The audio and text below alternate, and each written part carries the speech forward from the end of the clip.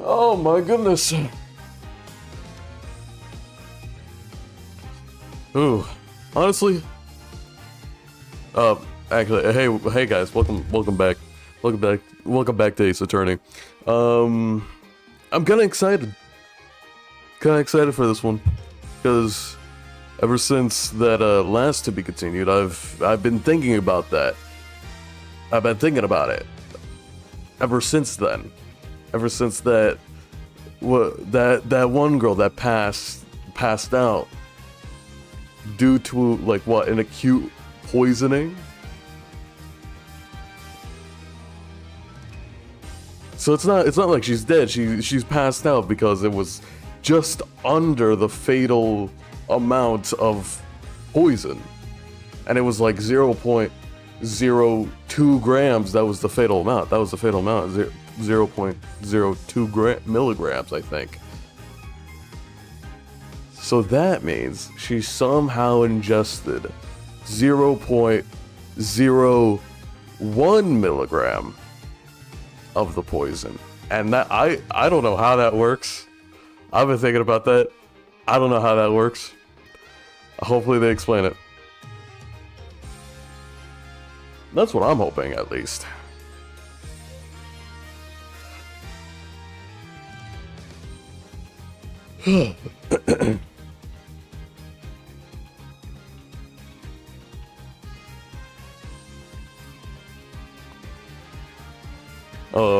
But other than that, how are you guys doing? You good? Are you good? I hope so.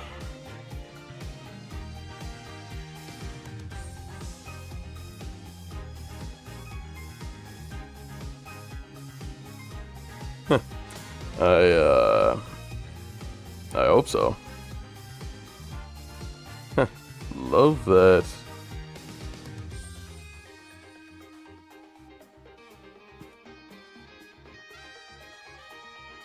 I was gonna say something else, but then I completely forgot. That just happens. That's just how it is.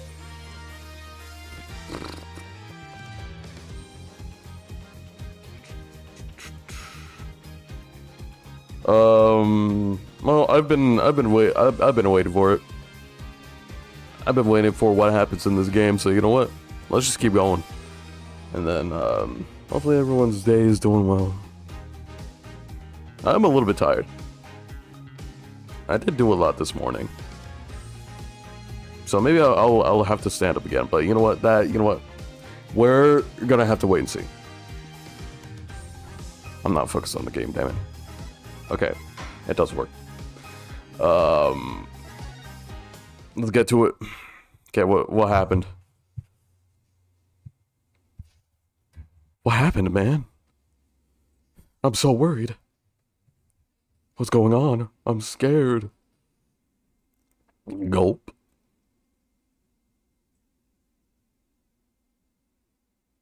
Showdown time. Oh, yeah, here it is.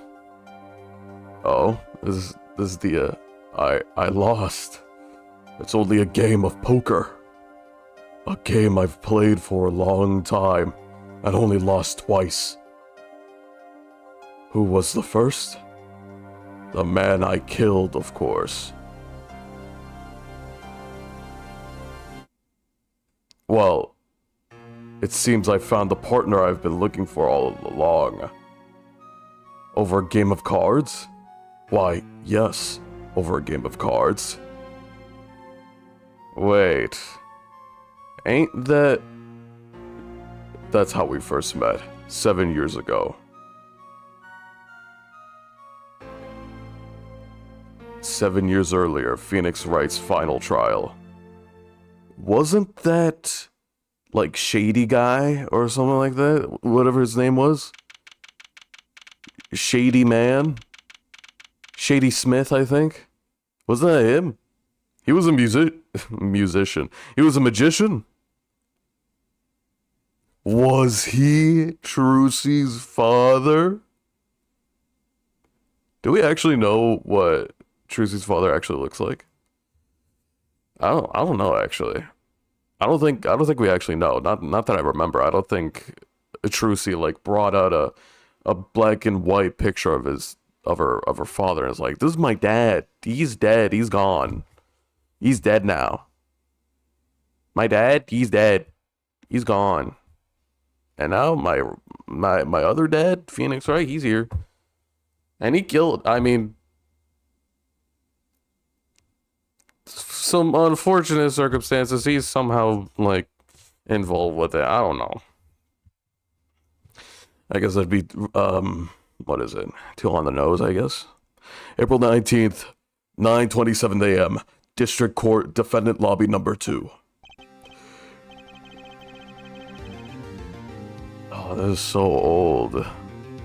Did they actually just take this from the first trilogy?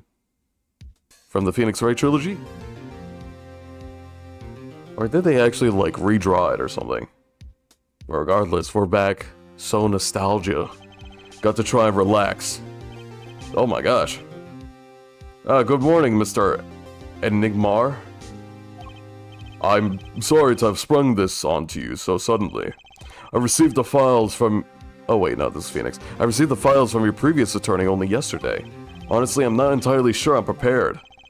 I understand that I'm asking the impossible of you. Yes, well, you haven't really told me what happened yet. All we did was play cards. Dude, can I... Wait, hold on. Shady Enigmar. Okay, yeah, that's what I thought. It's Shady Smith. Yeah, he even has like the red and white. I mean, it's more pink, but it's the red and white that he wore on the day of his murder. So no wonder he's like...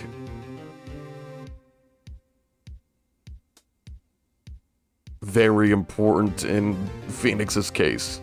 The client in the case usually goes by a stage name Zach Oh my gosh.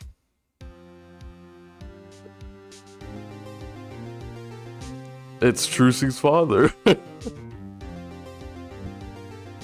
That's kind of weird.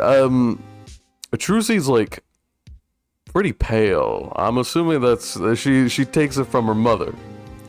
I'm assuming she takes that pale side from her mother. I don't know. I don't really see the resemblance of Shady in Trucy, but other than, you know, being a magician. I wonder what happened to the mother. Like what happened to the mother? Trucy's always talking about like how her dad died and whatever, but what about the mother? Come on, man. We gotta... Parents are equal too. I think we should, you know, we should have equality for both parents, father and mother. Guys, come on. I can't believe it. All we did was play cards. And that was enough. Actually, it wasn't, trust me. Oh my gosh! Little baby Trucy. Oh, good morning, Daddy. I'm so glad you came. You okay, Daddy? They picking on you? I am fine, as always. This old boy is here to help me, after all. That's young man to you. Good morning. There's a cute outfit you have on. Thanks, my first show's today, after all. Oh, I'm sure it is. What the heck is she talking about? Oh, Old Boy. I love that movie. Huh? Me? Look what he started. Here. It seems the fate's clock will make me wait a little longer. At least only less than 10 swift minutes remain. To all those who have supported me in my life's work, I give thanks. Farewell. Magnifi Grammary. What's this? I don't know. I just got it over there in the hall. They told me to give it to the old boy in the blue suit with the spiky hair. They said it was really important. What's this? A memo for you or some such? Not from the looks of it. What is this? Looks like a page from someone's diary. I'll give it a read later. Do I know who this... Do I know who it is? Who that is?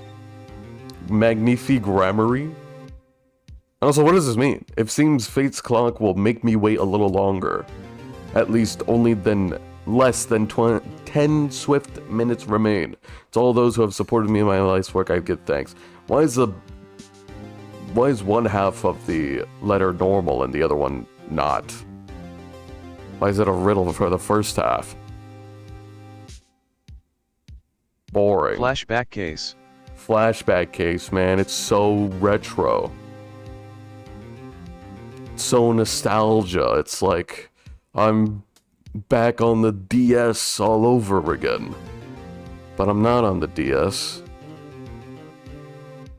Maybe I am. Oh my gosh, there's TDS that jump scared me. Oh yeah. Boo! Yeah. I know. Scares me too. Sometimes I'm very immersed in the game, and then someone would just talk. How dare they? Can't they see I'm playing a game here? How dare they? Seems fate's clock will make me wait a little longer. Was that supposed to scare me? I'll have you know, I'm not like any other clown. Yes, sad face. Well, sorry, but that's not gonna happen. Instead, I piss my pants. That's how men really show real fear. Gonna have to change after this. It seems fate's clock will make me wait a little longer. Is someone's name Fate? Fate is with an uppercase F. Unless you're like talking about. Okay, how's this for scaring you? The heat death of the universe creeps ever closer. If the death of the universe ever comes, it's probably when I'm dead. So, at least not right now. It's not scaring me right now. It'll come when I'm dead. I'm gonna be dead, like, one way or another. Who is Fate, and why will it only last 10 more minutes than it actually should be? I don't know who Magnifique is. Oh, wait, what's this? Oh, wow. No! Not the clown! Oh, man. Did they shoot him with the friggin' gold, like... What is it? Like the Sir Alexander friggin' pistol from the 18th century? I forgot what it's called. Like a flintlock? That's what it's called, right? A flintlock? They friggin' shot him. They shot him, bruh. Not this guy, whoever this guy is. Why would they shoot the clown for? Just shoot the guy and not the clown, man. Right, now it's part of the evidence and I can't, like, bring it home for myself. And why is he being fed, like, Mountain Dew? And why is it glowing a little bit? You see that on the left? The friggin', like, what is it, UV bag or whatever? I'm sure they'll, like, give him life. Oh, and then there's a page written out of his journal. I'm assuming that's what I just got. That one page. Did he say that to deliver that to me specifically? Little pencil bag syringe that is not used? It looks like there's nothing in that syringe anyway. It looks like it hasn't been used, and it's not like, it doesn't even have like any liquid inside of it anyway. Nice, sick as gold as flintlock there, but poor clown. I'll keep mourning for you. I'll visit the funeral later. Magnifie's autopsy report caused of death, single gunshot to the head. Estimated time of death 11 to 11:30 p.m. Loss of blood from a bullet wound. No malignant tumor found in victim's liver. Oh, well, thank God that he's dead. Thank God he's dead. Now he doesn't have to worry about the cancer anymore. Or the tumor. Same thing. Well, how do you feel about the trial today? We'll get through it. Somehow. Incidentally, the prosecutor today is a new guy, I hear. Ah, an easy one then, yes? They're calling him a true thoroughbred in the history of the prosecutor's office. Thoroughbred? Am I reading that wrong? That doesn't sound right. Thoroughbred. Thoroughbred? The thoroughbred? A thoroughbred in the history of the prosecutor's office. They say that about, like, every new prosecutor. They said that, like, about friggin' Francesca. Oh, what a prodigy in the prosecutor's office. Friggin' 12 years old and already whipping people everywhere, bro. Miles Edgeworth, a prodigy in the prosecutor's office. Godot, maybe not a prodigy, but certainly a master. Even though this is his first case already. And now they say this about this guy? Yeah, we're gonna win this case easily. Watch. Of course, there's one of those every year. Yeah, that's what I'm saying. The switching of attorneys just before the trial. I know it's a difficult situation I put you in. But allow me to say one thing, Mr. Wright. Yeah? They will not be able to pronounce me guilty today. So do your best. But do not worry. First time a defendant's ever given me a pep speech. I mean, dude. You got a sick-ass mustache. I'll listen to whatever. I'll do what I can. I see you do not understand. You see, it will be impossible for them to declare a verdict. Impossible? Yes. Isn't that right, Trucy? Yep, you bet, Daddy. My first look at the case was only yesterday, and the information I was given was a tad bit lacking, to be honest. Still, I'll do what I can, for their sake. I believe the curtains will be lifting any time now. I am your capable hands, Mr. Wright. Okay, well, I mean, hey, you said it yourself. Probably not gonna get a guilty verdict today. Or ever. You said it's impossible, so you know what? I don't even have to do anything. My client is Shady Enigmar, known to the world as Zach Gramarye, a wildly popular magician, a star of the group Gramarye. His mentor, Magnifique Gramarye, was a rare breed of magician. He single-handedly ushered a whole golden age of stage magic until he was shot dead. And the clown as well. Don't forget about the clown. And Zach Gramarye is a suspect. Was he just a mentor, or was he like his father or something? April 19, 10 a.m., District Courtroom number 7. Damn. Gavin is so much taller. Court is now in session for the trial of Shady Enigmar. The defense is ready, Your Honor. The art style difference is so noticeable. Oh my god.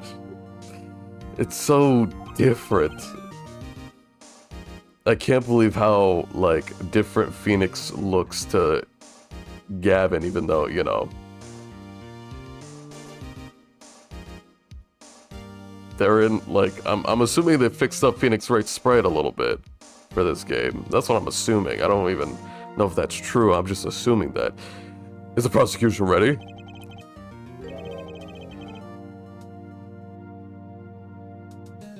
Should I do the voice for him?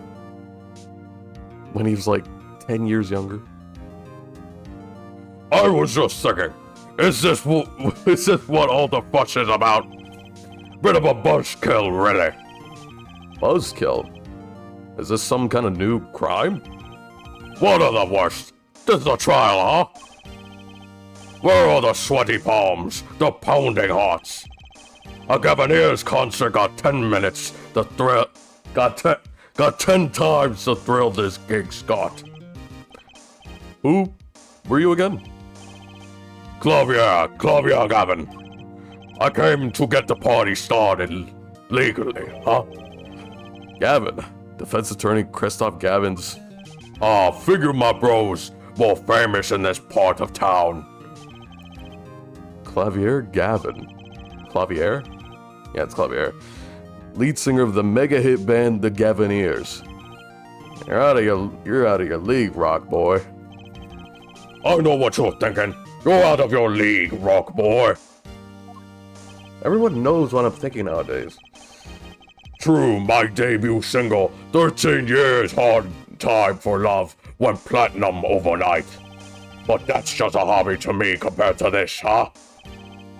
Talkative, aren't you? I like your offended Euro rock accent, by the way.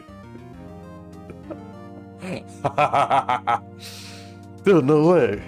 Phoenix could hear the accent. No way. Would that technically be called Euro rock accent? Sure, man. I mean, I'd never heard of a Euro rock accent, so I'm assuming that's just what it is. I'm just getting warmed up, attorney Wright. Perhaps you would be so kind to fill us in on the case. Act on, baby. Time to call on the opening act. What was his name again? Oh yes, Detective Gumshoe. Hit it! No way, Gumshoe, he's back. Dude, it's so good to see you again. You are a lot smaller than compared to last time. Are you actually smaller than like last time? I thought you were like bigger than the stand. Now you're just the same size as the stand. And you are? Hey, you were the one who called me up here, sir. Name's Dick Gumshoe. I'm a homicide detective down at the precinct. Detective Gumshoe, long time no see. Hey, you! Huh? Today's the day, pal. Today I win and you lose. I got confidence in my testimony today, see? What, you normally lack confidence in your testimony? Detective, this is my stage. Can the antics. Huh? All this haying and such. And I could care less about your history together. Ugh. Yikes. Dude, what happened to Dick Gumshoe in current time? Why isn't he the detective... At least another detective for Apollo? Why is it always gotta be Emma? Love Emma, love her, but no mention of Dick Gumshoe anywhere? The hell, man? It's like he died. Very well, Detective Gumshoe, if you would. Please tell us about the case at hand. It happened 6 days back in a room at the General Hospital. Oh, the clown, I keep looking at him. That's a clean hole, though. Both in, you know, the guy who died and, you know, the clown as well. Those are clean holes, man. No blood dripping out of that hole. The facts are as simple as they come. Here's the crime scene. The victim was a patient asleep in the hospital bed. The killer comes in, puts a pistol to his forehead, and bam, lights out. Them's the facts. Not so long ago, the victim, Magnifique Grampery, was a famous man. Damn, he could do that? I did not know that. We gotta acknowledge the elephant in the room as well. He had the entire country under his magical spell, as it were. Oh wait, this is Clavier. Ah yes, a great magician. He retired years ago, though. Say the name Magnifique to one of my generation, and you'd be lucky to get a blank stare. Yes, though I'm sure the youngsters today know his disciples even better. I dare say Troop Grammarly has made a name for themselves. Anyhow, the retired Magnifi's been in the hospital for the last year. What was it? A malignorant tumor or something. Doing something to his liver, I think. Yeah. A malignant tumor, perhaps? In other words, he had liver cancer. He had only 3 months left to live, in fact. 3 months? He would have died anyway. Why even shoot the guy? Must have been another motive. That must be part of the motive. The facts do seem simple enough, but something's not right. The victim was already climbing a 3-month stairway into heaven. Why not wait for him to knock, knock, knock on heaven's door? Why shoot him? I wouldn't have put it quite so lyrically, but it's true. Why make the effort to commit murder when the victim was about to die? Incidentally, the victim had a serious case of diabetes. Diabetes? In fact, he was about to shoot up with insulin. Hold on, I gotta sneeze.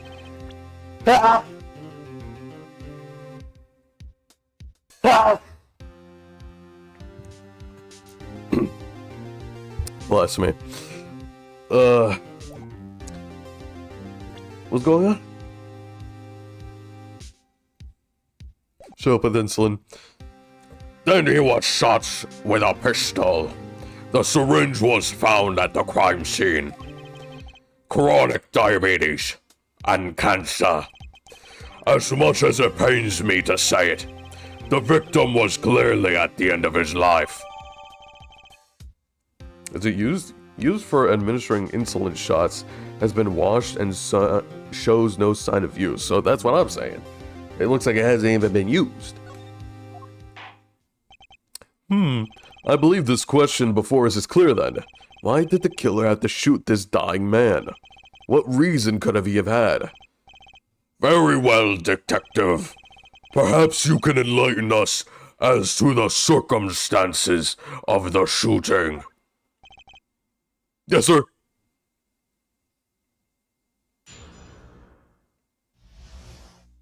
Let's see it, the circumstances.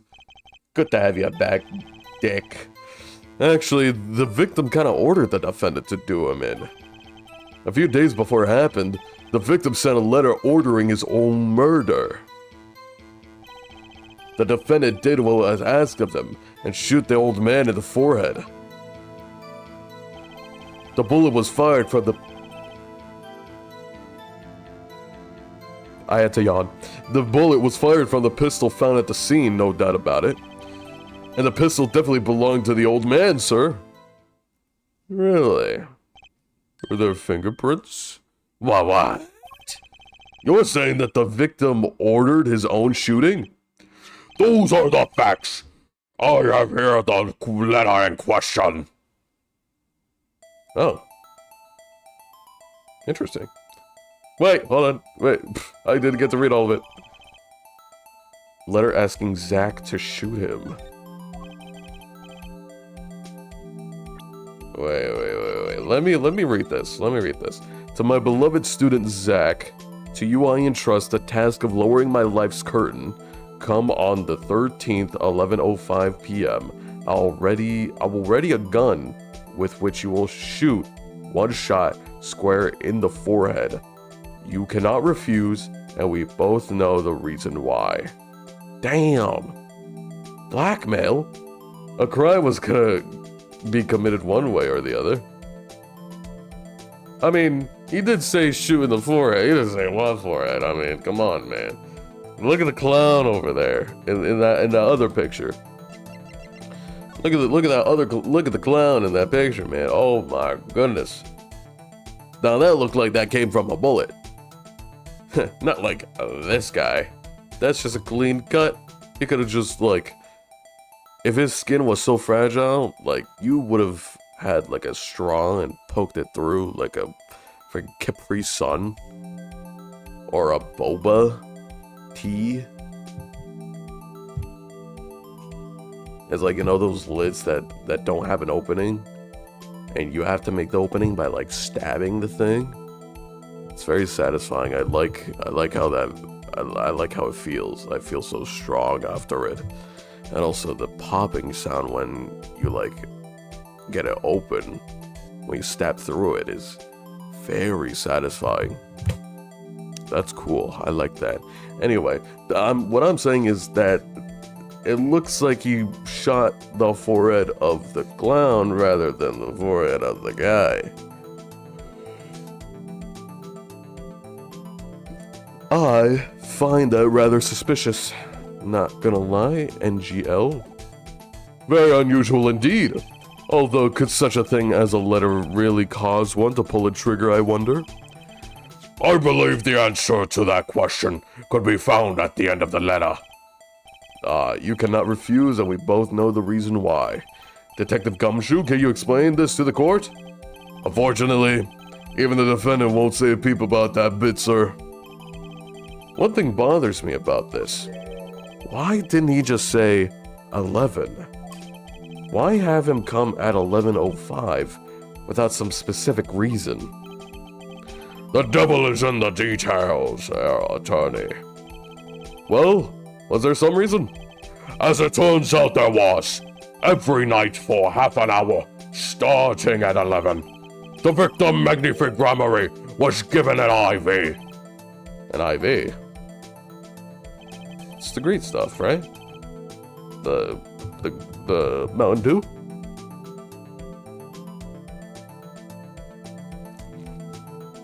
I'm yawning now, damn. There it is in the picture off the side of to the bed. At 11, a doctor would come to set up the IV. 30 minutes later, he would have come back for an empty bag. This happened every night, without fail. So that was the only time they could meet without the chance of an untimely interruption during his IV. Very well, shall we begin? Mr. Wright, your cross-examination, everyone. What's this reason he couldn't refuse, I wonder? He could have at least mentioned it to me. Yeah, maybe that'd be, cool and useful. But I mean, he said that it's literally impossible to deliver a verdict. So you know what? I'm trusting my defendant. Because that's what a nice lawyer does. Actually, the victim kind of ordered the defendant to do him in. Was that how he sounded like? Was that how he sounded like in the other game? In the original? Just because he got a letter doesn't mean he went through with it.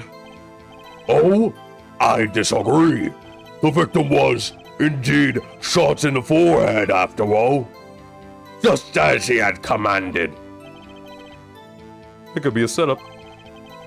Well, let's not be such in a hurry. Maybe we should let the witness talk for a change. Thanks, pal. Fine, I can play it as slow as well, as I can play it fast. On with the testimony, Detective Gumshoe. A few days before it happened, the victim sent his letter ordering his own murder. And this letter was sent by the victim? There it is! Gotcha! You're all mine this time, pal! Huh? I had the handwriting checked out, of course. It's the victim's, no mistake. Ah, I see. Ha ha ha ha ha! Score one for the boys! I didn't lose, I was just ascertaining the facts. So why am I so annoyed? But a letter ordering your own death? Things aren't what they used to be, I guess. I'm not sure this is exactly commonplace, even now, Your Honor. So anyway, I guess I'll keep going while I'm ahead. The defendant did what was asked of him and shot the old man in the forehead. How can you be so sure? Hey, you gotta learn to stop relying on people to do your thinking for you, pal. Learn to think for yourself. Get that nugget cranking. Crack that, soldier boy. Fail to grasp the concept of questioning, detective. First, we got this letter. It says shoot in the forehead, loud and clear. I could see that, but I still wouldn't do it. Oh, maybe you need to grow yourself a backbone, pal. You failed to grasp this concept of shooting people as bad, detective. We also found the defendant's pistol at the scene. Traces of gunpowder residue shows that it's been fired recently. Well, Mr. Wright, As far as I can tell from looking at this photo, there seems to be no issue with the prosecution's claim. The photo, maybe there's something in there that I can use. the clown. So they're saying the defendant shot the victim in the forehead? I think there's a hole in the prosecution's argument. Clearly, Mr. Negmar shot something else. That's what I'm saying. Looking at this photo, another possibility occurs to me. Yes? What does the letter tell us? That the defendant had a reason he couldn't refuse his teacher's wishes. Bingo, pal. That's why the defendant popped him one in the forehead. Oh, the defense disagrees. You see, the defendant had another choice he could make. What? And you can prove with that? And you can prove that with this photo? I could prove he had a choice, yes. The defendant might have fired like he was ordered, but he didn't shoot at the victim's forehead. Well, let's hear what you're thinking, Mr. Wright. If he didn't shoot the victim's forehead, what did the defendant shoot? Right over here. Poor guy. He did not sound like that. What? Who is this? Who? Okay, this is actually just like a different guy. Who is this? They have not like reused like the trilogy audio files? Why is this a different guy? I'm so curious about it. Is it like what, the original voice actor just didn't comply? He just didn't. You just didn't want it, or like, I would imagine, because it's Capcom. I feel like games are owned by Capcom, and I feel like they've not used it. Why? I'm looking this up. Why does Phoenix Wright become a hobo? No. I already asked that, but no. Phoenix Wright sound different.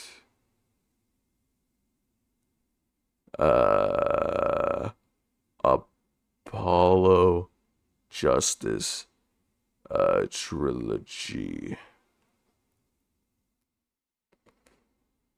They changed Phoenix voice in AJ or in Apollo Justice. In the remasters like Apollo Justice Ace Attorney Trilogy, Capcom replaced Phoenix Wright's original English voice clips, shouted "Objection, hold it," etc., with recordings from voice actor Sam Riegel, or Regal. Regal took over the role in Dual Destinies and Spirit and Justice. This change was to unify Phoenix's voice across the series. The original voice in the DS version of Apollo Justice was Penn Judd, a former Capcom localization director. Following controversies and misconduct allegations surrounding Judd, Capcom removed his recordings and used Sam Riegel's existing clips instead. Oh. So it's because of this guy did terrible stuff. Okay.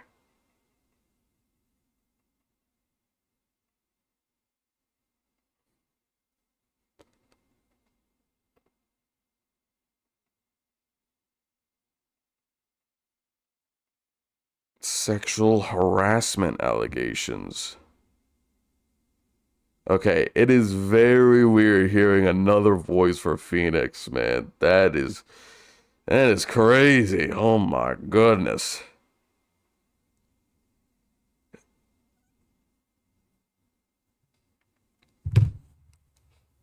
That okay. Damn. Okay. Well, you know what? Hell yeah, dude. At least they removed the guy, or at least replace the guy. Hell yeah, dude. How's he doing that? What was his name again? Like Paul Judd? It's whatever. The clown doll? Take a closer look. See? It's been shot in the forehead too. Ah, there's a hole in his forehead. Yes, and the hole in the prosecution's claim. Huh, and I suppose you have a reason as to why he shoot the clown doll? Didn't just shoot the doll.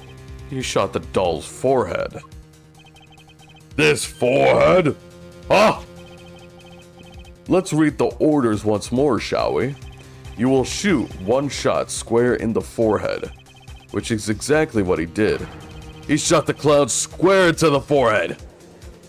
Yep, that's what it did. Yep, The defense has raised an intriguing possibility. At the hole in the clown's forehead, it definitely looks like it's been shot. Bailiff, send someone to investigate this matter. I admit I'm impressed, but expect nothing else. Still, this doesn't mean he didn't shoot the victim. Perhaps he did have to shoot a forehead, as ordered, but the letter says nothing about whose forehead. This was the only way he had to follow his orders without taking a life. The bullet hole in the clown's doll forehead does demand an explanation. It might very well be a clue, yet Prosecutor Gavin is right. It alone does not prove the defendant's innocence. I guess so, yeah. It's less like, why? Like, yeah. Okay, if he did shoot the clown's forehead, then what the hell is that hole in, what is it? Magnifi's forehead. Like, what's that all about? If what you are saying is true, good old Phoenix, right? Then how, like, what is that hole? What's that hole then? So that's just like a black dot, like a freaking Sharpie drawn onto his forehead. People thought he's dead, but he's very much still alive. Like, what's going on? You cannot say for sure the defendant didn't shoot the victim. So So sorry, Mr. Wright. How sad it is to see the mighty fall. How sad it is to see the novice overconfidence. He doesn't realize how big his little hole is going to get. Okay, man, you don't say that. Well, I mean, good thing he didn't say that. He thought about it, but don't frame it in a different way, brother. Detective Gumshoe, please take this newfound fact into your account as you continue your testimony. So what if he shot the clown? Then he still shot the victim, pal. I thought he only shot once. I don't know. I don't. Do I have something to present?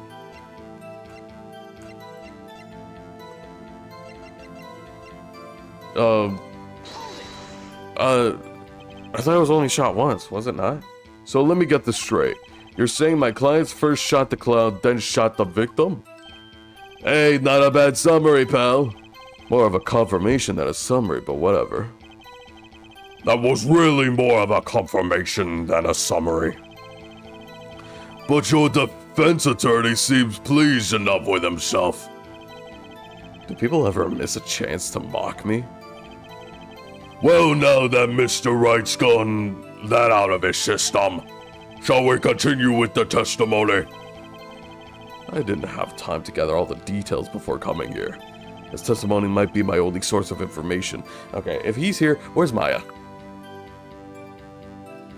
Where the hell is Maya at? She gone? She dead? Where Pearl at? She's gone? She's dead? No one's with me? I just don't have anybody. I'm just me. I'm here myself. I'm here by myself. Phoenix, no wonder you lost. You didn't have Maya with you. Duh. I mean, hindsight is 20/20, right? Better pay attention and read this letter carefully.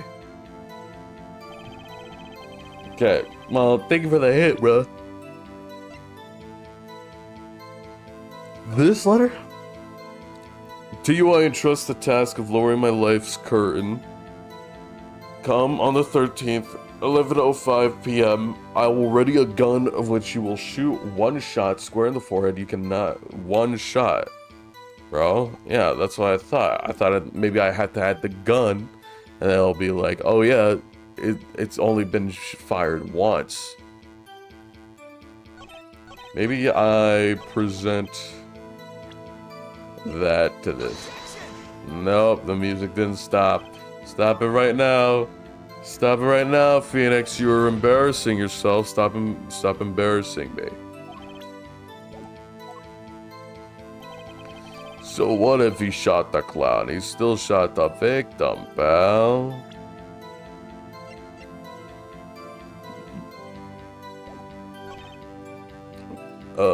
Pistol definitely belonged to the old man. Oh my gosh, I did not mean to do that. I wanted to look at it. Damn it! I pressed the wrong button. Now I'm gonna lose. I've gotta lose. Oh no, I'm losing. I'm losing hard, man. Present.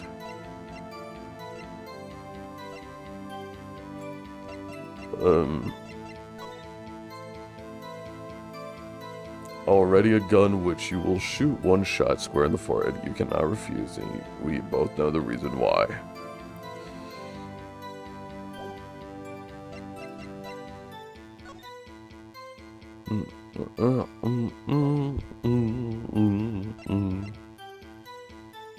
Given 3 months, malignant tumor in liver has progressed to final stage with no hope of recovery. Patient has 3 months to live. Patient has chronic diabetes, require regular insulin. Got it. Anything here that I can analyze? I always hated getting shots. I guess Magnifi was giving himself the insulin shots. There's no way I could do that. Shudder. Wait. Magnifi used this to inject his insulin. Why are there no traces of it being used? Something to keep in mind. Yup. Maybe he died from not getting insulin. That's probably what it is. He died from not getting insulin into him, or something like that. Or maybe getting the insulin out of him? Insulin is something that you want inside of you.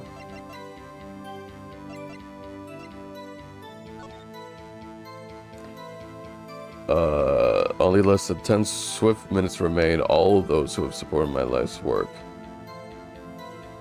Seems that fate's clock will make me wait a little longer at least. Only less than 10 swift minutes remain. I don't know what that means. Defendant did what? Asked if it and shot the old man right in the forehead.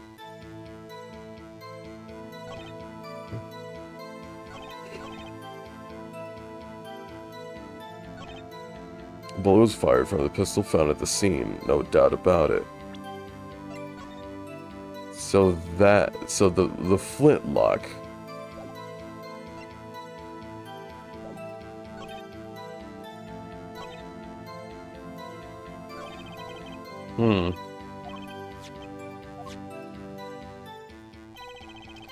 What could be the problem? Phoenix is pointing me to the letter.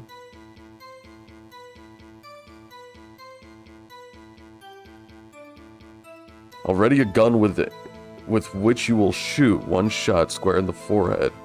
It cannot refuse, and we both know the reason why. I don't.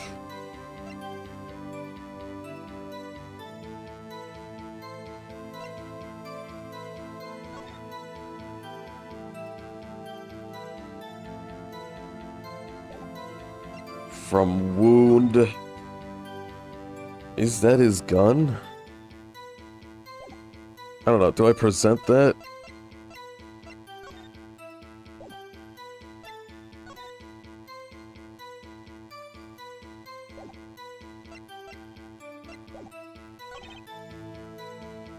ordering his own murder. The defendant did what was asked of him. He shot the old man in the forehead. The pistol was fired from a pistol found at the scene, no doubt about it. That pistol definitely belonged to the old man, sir. So what if he shot the clown? He shot the victim, pal.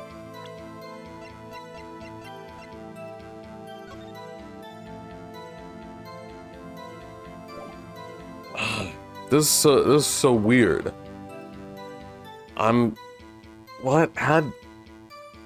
What do they mean by this? What do you mean by this, man? What signs are they pointing to me toward?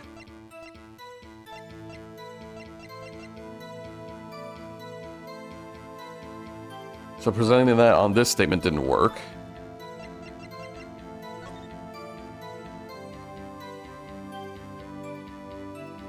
He's not even receiving his IV. It's not even in his arm. So I don't know about that, man. It's just chilling there, brother. So I'm guessing he didn't actually die from the gunshot. Maybe. Then again, I don't really know how you get a hole like that and then just die.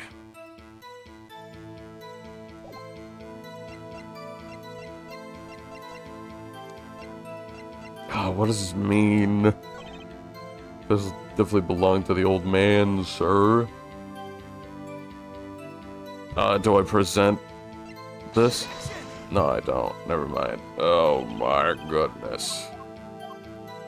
Oh my goodness, man, I'm losing. I gotta think. I gotta use my brain. I'm tired. Hold on, okay.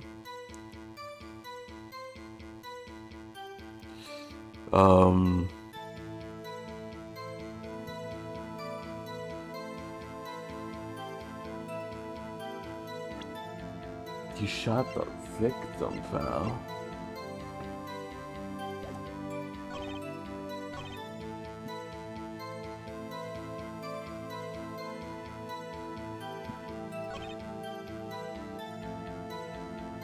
He shot the old man in his head.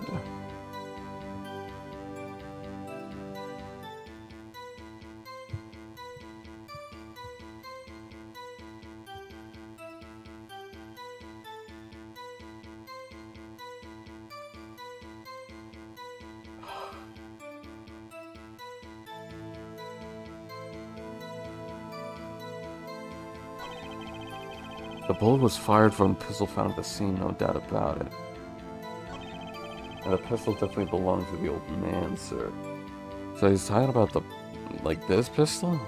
This is the pistol that they're talking about. I don't necessarily see a lie, but I don't really know how Phoenix is gonna, like, really, like, come back from this.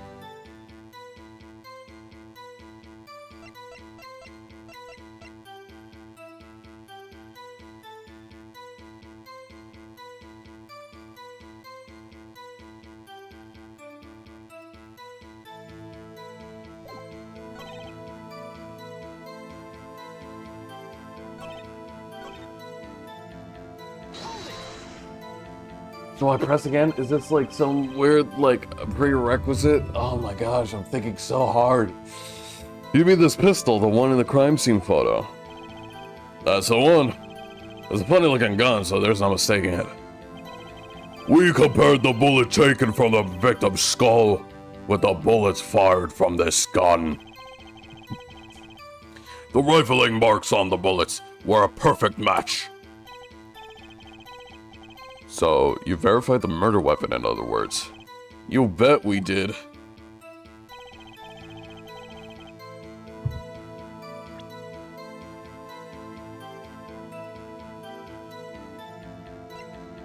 I thought the gun would be added onto the court record, but I guess not.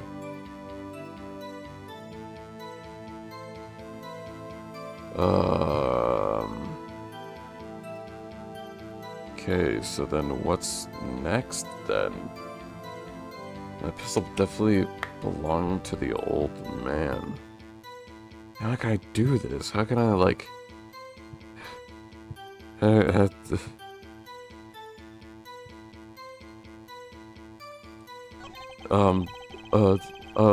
So what if he shot the clown? He still shot the victim.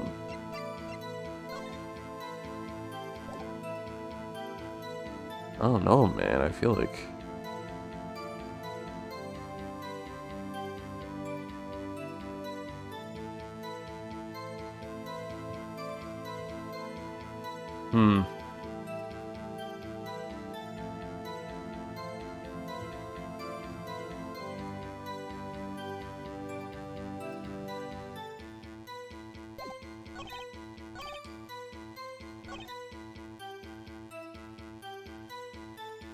Press again? Why are you so certain? What pile of sand has your head been stuck in all this time, pal? You ever heard of a Zack and Valiant's quick draw shoot 'em? Oh, what's that? What are the defendant's specialties? Oh my gosh, they're so young. Zack and Valiant stand on either side of a girl. Then they shoot. But the bullets don't hit her. Instead, they hit everything else on stage. This was one of the pistols they used on their show. Got a great design, huh? The kids loved it. They loved it until, you know, someone died because of it. Many boys and girls joined the police because of that pistol, I hear. You know, that would explain a lot about the police force. Coop Grammary stopped doing that act a while ago. The old man held on to that pistol ever since. Then, I feel like it's even more believable that he hit the clown because, you know, according to you, the act is that they hit everything but the clown. Or everything, even the clown, but the guy. Or maybe they did. But I would think it would just stop there. So I gotta bounce around to shooting the clown, and then bounce around to shooting the guy. That's probably what it was. The court would like to see the pistol in question. Got it, sir. Here she is. Well, this truly is a blast from the past. It's a strange pistol for magic shows, you see. But it can fire real bullets. Looks so much bigger in real life than on TV. Yeah, but it can only hold one round. By the way, the pistol's firing chamber is empty. It shows traces of having been fired recently. So, were any fingerprints found in the gun? Unfortunately, no. Unfortunately, no. Of course, the defendant is known for wearing gloves. We might say that a lack of fingerprints is in fact a fingerprint of its own. Ah, intriguing point, well made. Whoa, not well made, not intriguing.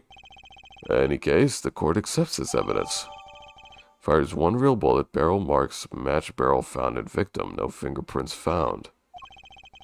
My grandchild will get a kick seeing out of this. But now it's time to return to our testimony. So what if he shot the clown? He still shot the victim, pal. And then I say, no. And then I wag my finger. No. You're wrong. No. Mr. Gumshoe, you're wrong about this. That's not how it works. No. There it is. It sounds so different. The trickiest cases often seem the simplest. Prosecutor Gavin, you missed a bullet hole in the clown's forehead. If you hadn't missed that, you might have come to a very different conclusion.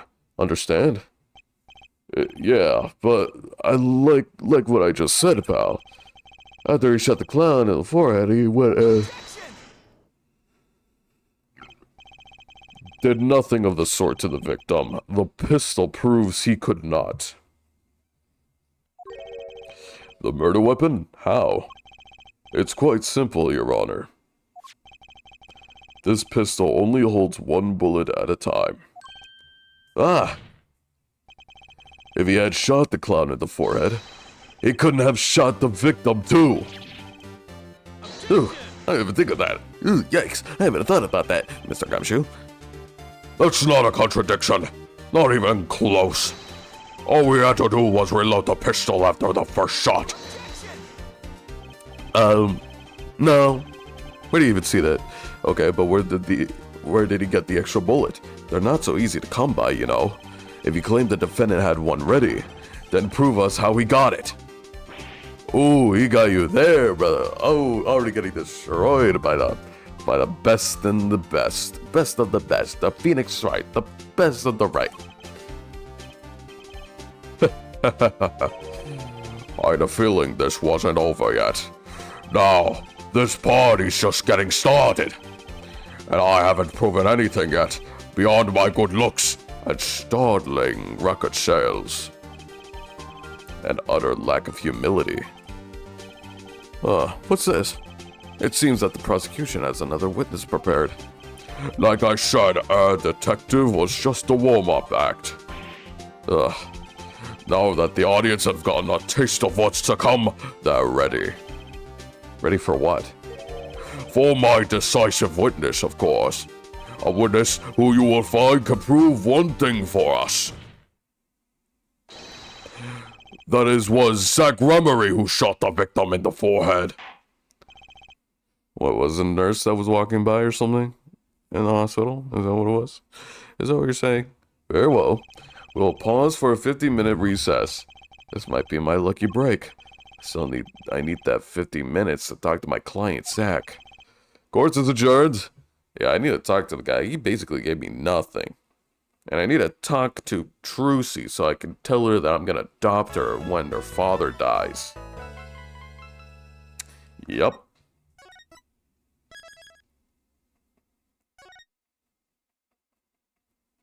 Also, where's Maya?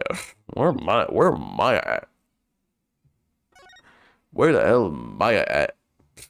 Where the hell Maya at? April 19th, 11:21 a.m. District Court Defendant Lobby number 2. Very impressive, Mr. Wright. I have to say, I expected nothing less. We only just begun. I was hoping you could tell me a little bit more about what happened, actually. I did not think you would believe me if I told you. Better that you discovered the truth for yourself. I don't think that's gonna play. Dude, I'm your freaking lawyer. I'm supposed to believe in you. Isn't that how it works? Isn't that like a freaking lawyer's job? I'm supposed to believe you, brother. I'm supposed to believe in the defendant of who I am defending. Everything, man. Come on. We're buddies now. As long as you're paying me for my time, and as long as I, defend you in court, we should be good. We're best friends at that point. I was thinking of you, Thinking we need less thinking and more talking. That night in the hospital, what really happened? Ah, the way your eyes gleam, Mr. Wright. You'll scare Trucy. Speaking of which, where is she?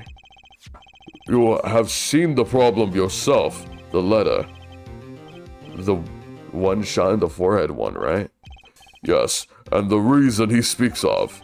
I could not deny my mentor's wishes, even if it meant my own death. Why not? This is something I will not say, for now at least. Damn, okay. Damn, he started bullets down my freaking chin. What is this for now business? I have done many things in my life, some well, some poorly. But this is a cross we must bear alone to our graves. We? Who's we? You and me? You wanted to know about that night of the incident? Finally, this guy likes to take his time getting to the important stuff. Of course, I had no intention of shooting my mentor. I've snuck into the room at that night at the appointed time, and found there upon his bedside were 2 pistols. 2? Yes, one I had used on stage, and the one that had been used by my partner, Valent. Oh, so the Zack and Valent's quick draw thing?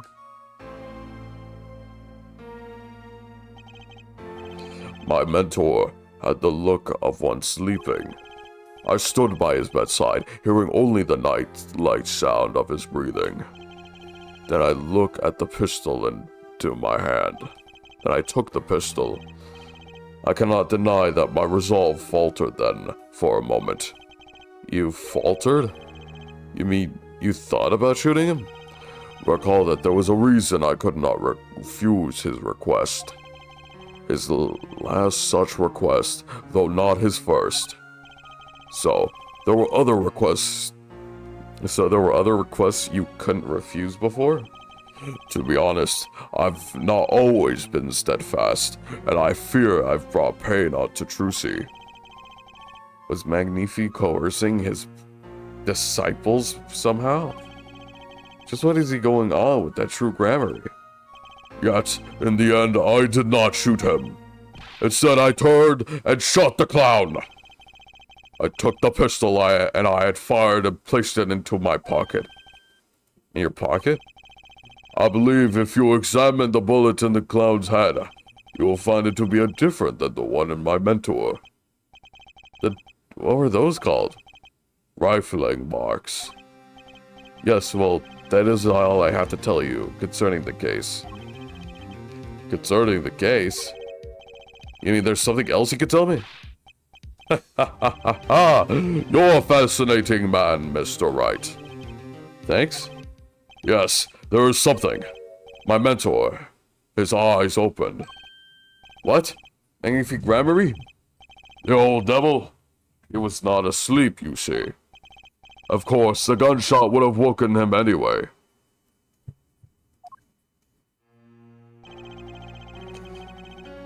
And there we had our last discussion as mentor and pupil. It was not a long discussion, maybe 5-10 minutes or so. What did you talk about? Ha ha ha ha!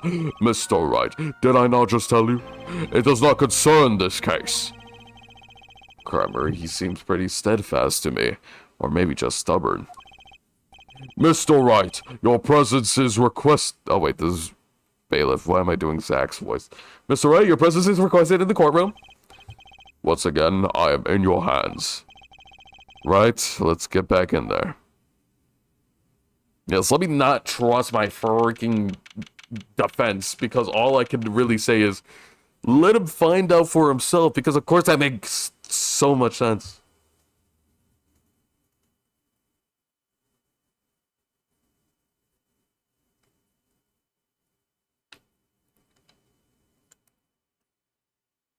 I'm debating whether to stand up or not, because I'm snoozing off. Hold on, I'll stand up. Why not? Ugh.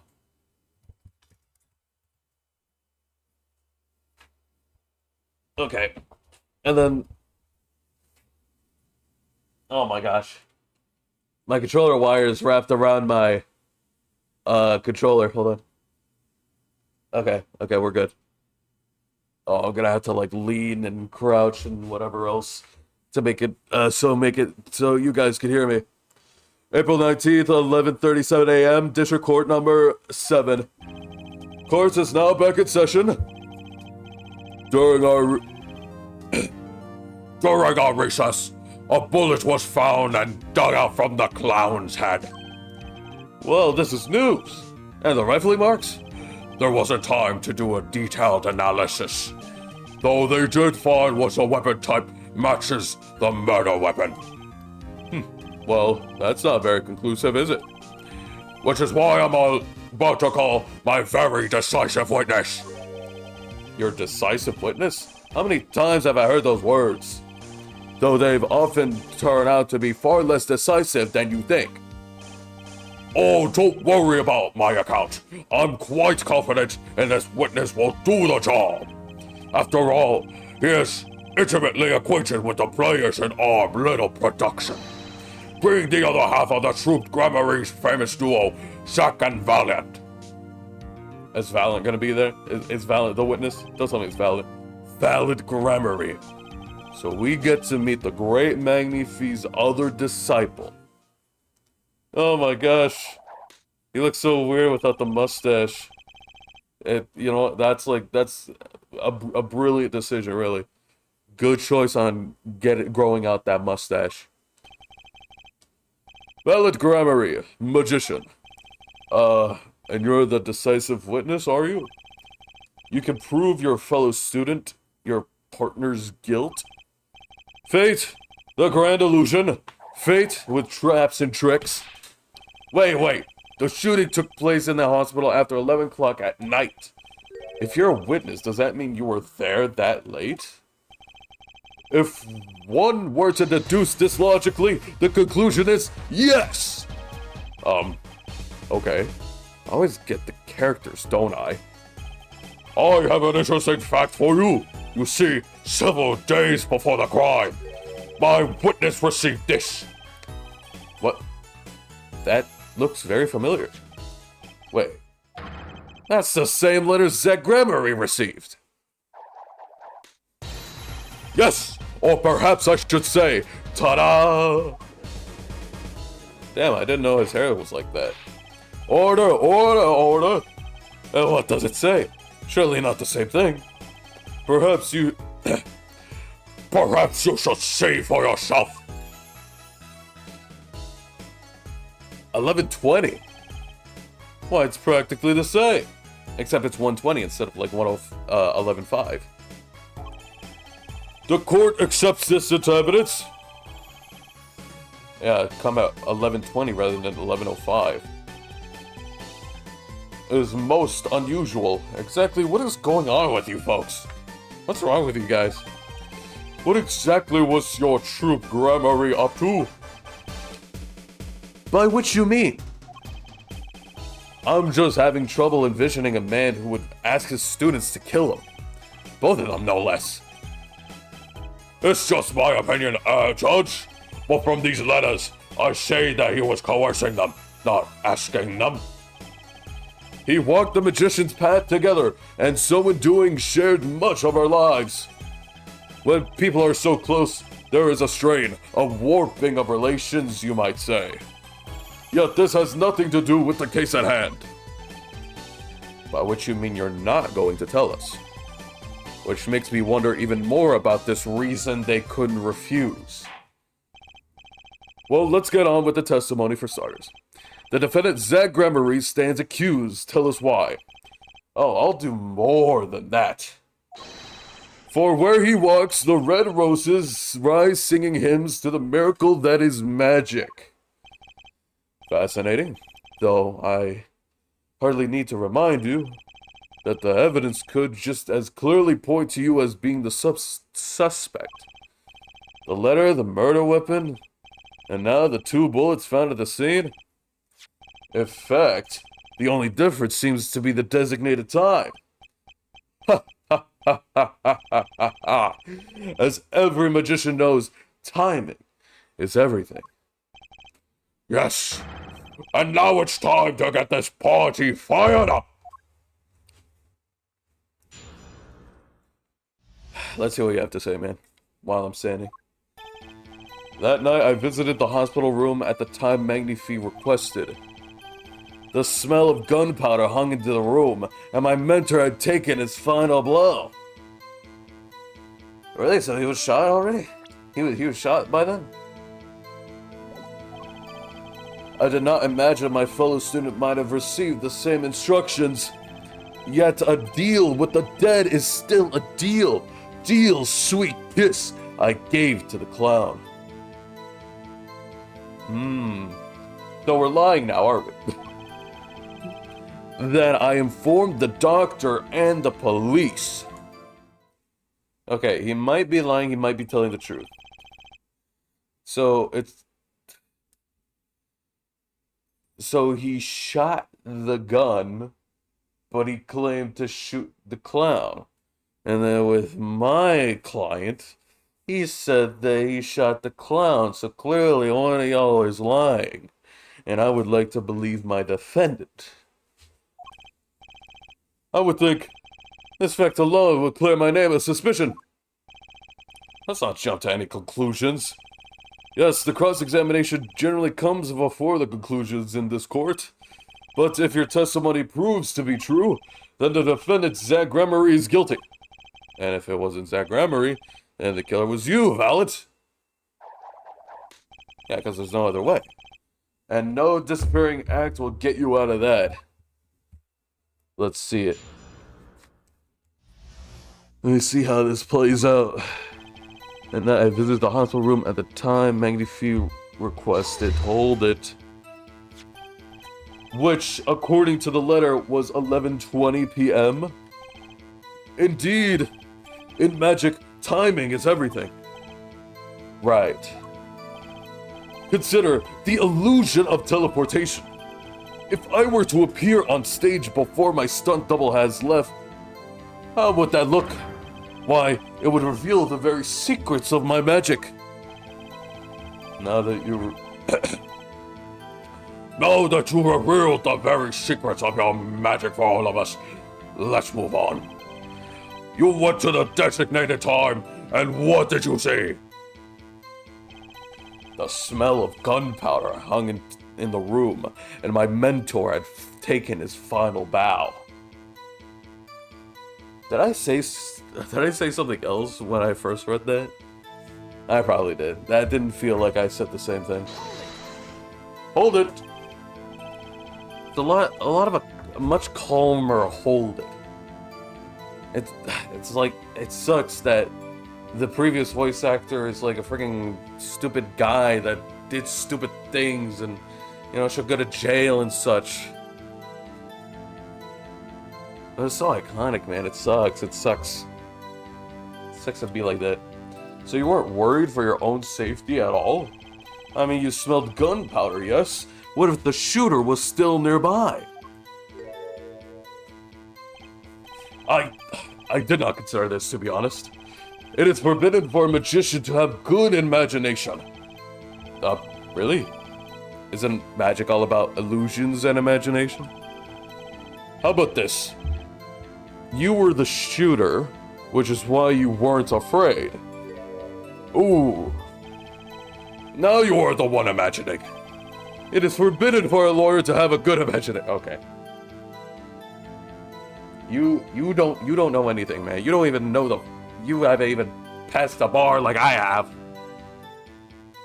Had a few drinks, and then I did the bar test. The bar exam. The witness will refrain from pausing so suspiciously before responding. My forbidden imagination is starting to imagine things. I did not imagine my fellow student might have received the same instructions. Yeah, so, like, what's the point of that, then? I wonder. Like, why even send both of them instructions for what? One of them is gonna kill them, one of them isn't. This one big, huge act. Like, freaking, now, like, one of the Now You See Me movies. They're gonna be in a plane, and then the plane was actually not in the air this whole time. This is crazy. Which brings us back to this reason neither of you could refuse. So it does. And my partner, he did not refuse. But Magnifi wrote the same thing about you. Why could you refuse if Zach couldn't? Because I have a will of steel, of course. I also do this trick where I bend steel bars, so perhaps steel isn't also strong. So which is it? Mind if I continue? Yeah, whatever, man. Sure, whatever. Just keep going. Yet a deal with the dead is still a deal. That sweet kiss I gave to the clown. Hold it. And there were 2 bullet holes at the scene. One in the victim and one in the clown. You're saying the one who shot the clown was you? No doubt my partner Zach has said much the same thing. Yeah, because whoever didn't shoot the clown committed murder. That's just how it is. Who is it? Who's it gonna be? I'd better dig around here a bit more, see what I can turn up. Mr. Valent, let me ask you about something else concerning the crime scene. Namely,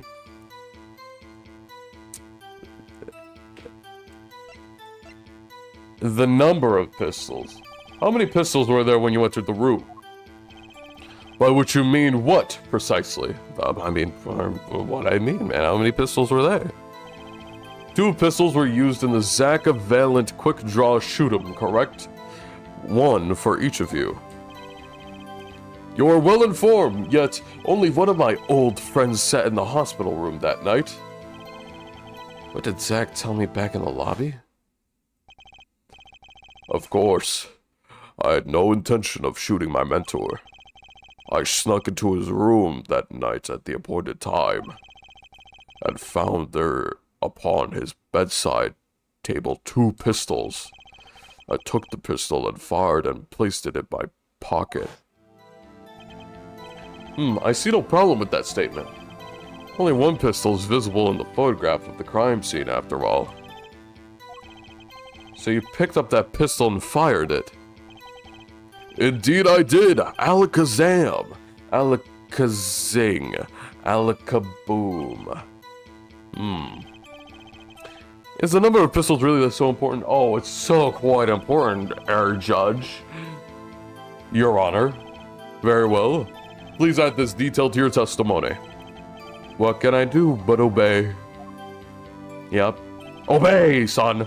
Only 1 pistol was in the hospital room that night. With it, I shot the clown. Okay, and then I don't really know what to do about this.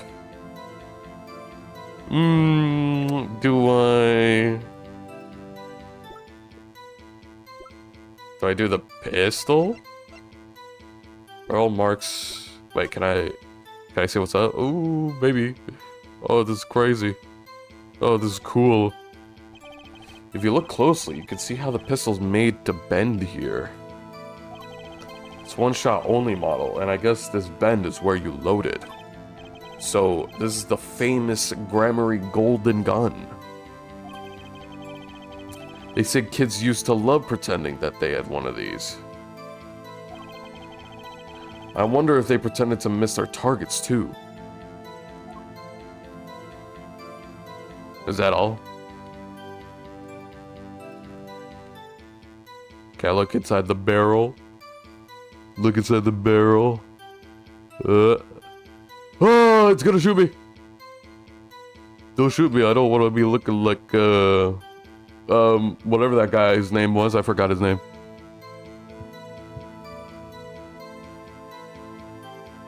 Gulp. But I think I'll do stage pistol because, yeah, I'm remembering what Zach said. There it is. According to the defendant, Zach Gramarye, when he entered the room, there were 2 pistols on that table. 2? One of the pistols he used to shoot the clown in the forehead. Then he left with it in his pocket. Of course, this is what he would say. Unlike the hapless clown, we must assume our defendant have some brains in his head. Well, what about what Mr. Valent has told us? You see, there is something about his testimony that doesn't make sense. And what might that be? I told you, I took the pistol that was there and shot the clown. That's your story, at least. But the rifling marks tell a very different story, Mr. Valent. Recall what Prosecutor Gavin has told us. We compared the bullet taken from the victim's skull with the bullet fired from his gun. The rifling marks on the bullet were a perfect match. Mr. Valent, if you fired this pistol, then you shot the victim in the forehead. Ooh, get him, Phoenix. Ooh, get him, Phoenix. Ooh, get him, Phoenix. With your freaking sharp-ass draw line, bruh. Damn. Order, order, order. Well, this is all rather sudden. What have I done? Prosecutor Gavin? I owe the coach. I owe the court an apology. Sorry. Sorry for what? You see, I was unaware that 2 of these unique pistols were crafted. The analysis of the rifling marks only provided this type of gun that fired them. But that's not what you told us before. You said you'd verified the murder weapon. Which is why I am apologizing to you now. Quite sincerely, I might add. Would you hold me accountable for a mistake made in my youth? Dude, that was like freaking 15 minutes ago. 20. That was just this morning. I am still young. And, I might add, it really wasn't my fault. If the defendant had only admitted he took 1 pistol from the scene of the crime, we would not be having this pleasant discussion right now. Yikes. Valent's Grammary? Yes, Your Honor. You were presented to this court as a decisive witness, but you proved to be more divisive than decisive. Oh. Oh. You'll see in time. The testimony so far has merely been a review of the facts. The proof comes next. Care to elaborate, Prosecutor Gavin? When Mr. Valence entered the hospital room, the victim had already been shot. And his next testimony will prove, right, the real fight is about to begin. Bring it. Very well. The witness will now testify to the court. Help us determine who shot what. Please and thank you. Witness testimony. Let's keep it going. Who shot what? I arrived in the hospital room at the appointed time, which is to say, 11:20 p.m. After discovering the body, I fulfilled my obligation. Then I called the doctor. The doctor examined the body before the victim arrived. He was quite clear about the time of death, 11:10. And the one in the room at the time was my partner, not me. What? Those times were rather close, you have to admit. You're talking about an alibi established over a matter of minutes. To use a 10-minute discrepancy as the basis of your alibi. It's easy to explain this situation, our judge. For example, take our debut hit single. 13 Years Hard Time for Love. Go to the song. Press play at the play button, and it'll play for 2 minutes, 15 seconds. Do it for 100 times, and the result is the same. Their debut single's only 2 minutes and 50 seconds long?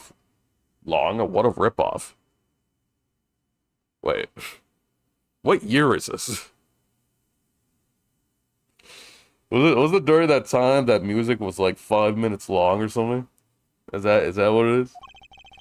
Magic is a world of utmost precision. Hocus pocus requires admirable focus. And the time of death determined by the doctor there is an incontrovertible truth. Very well, the prosecution warns us that we're dealing with rather precise times. We could expect cross-examination to require the same level of precision. I would hope the defense refrains from its customarily broad, sweeping accusations.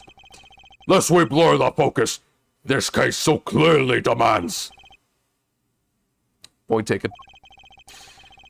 Baseless remarks will result in a penalty. Carry on, Mr. Wright. So I can't press? Is that what you're telling me?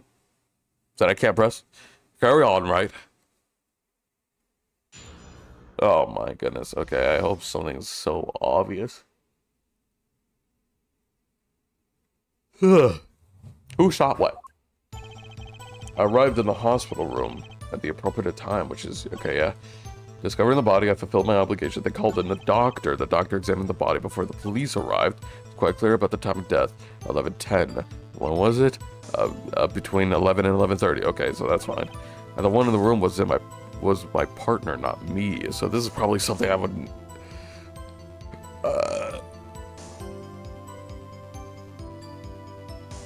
that I would present something on. I entrust the task of lowering my life's curtain. Come in on the 13th, 11:20. I'll ready a gun of which you will shoot. One shot, square in the forehead. You cannot refuse, and we both know the reason why. Okay. It is just the same. It is the same letter.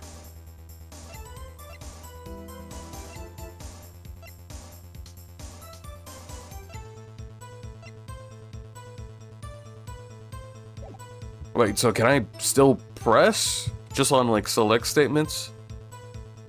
I don't know, I'm a little bit paranoid. Just meaningless, like, presses. I'm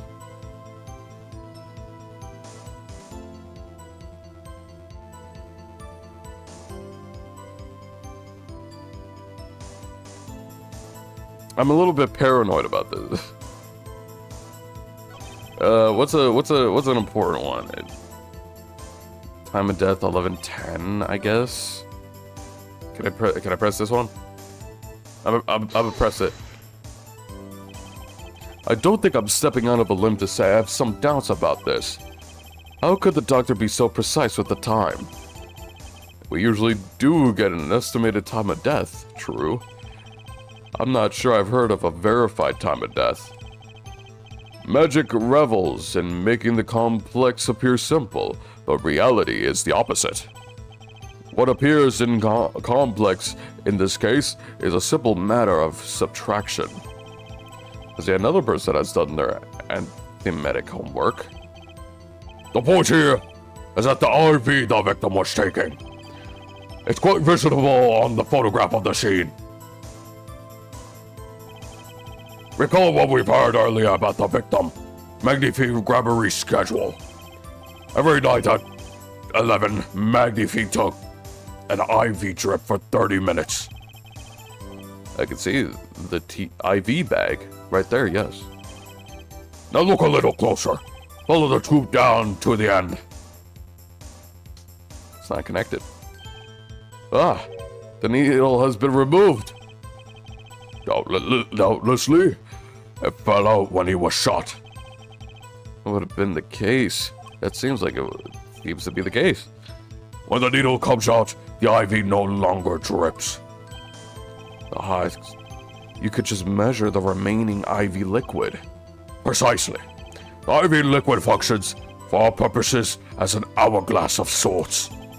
This is how the doctor determined the time of death.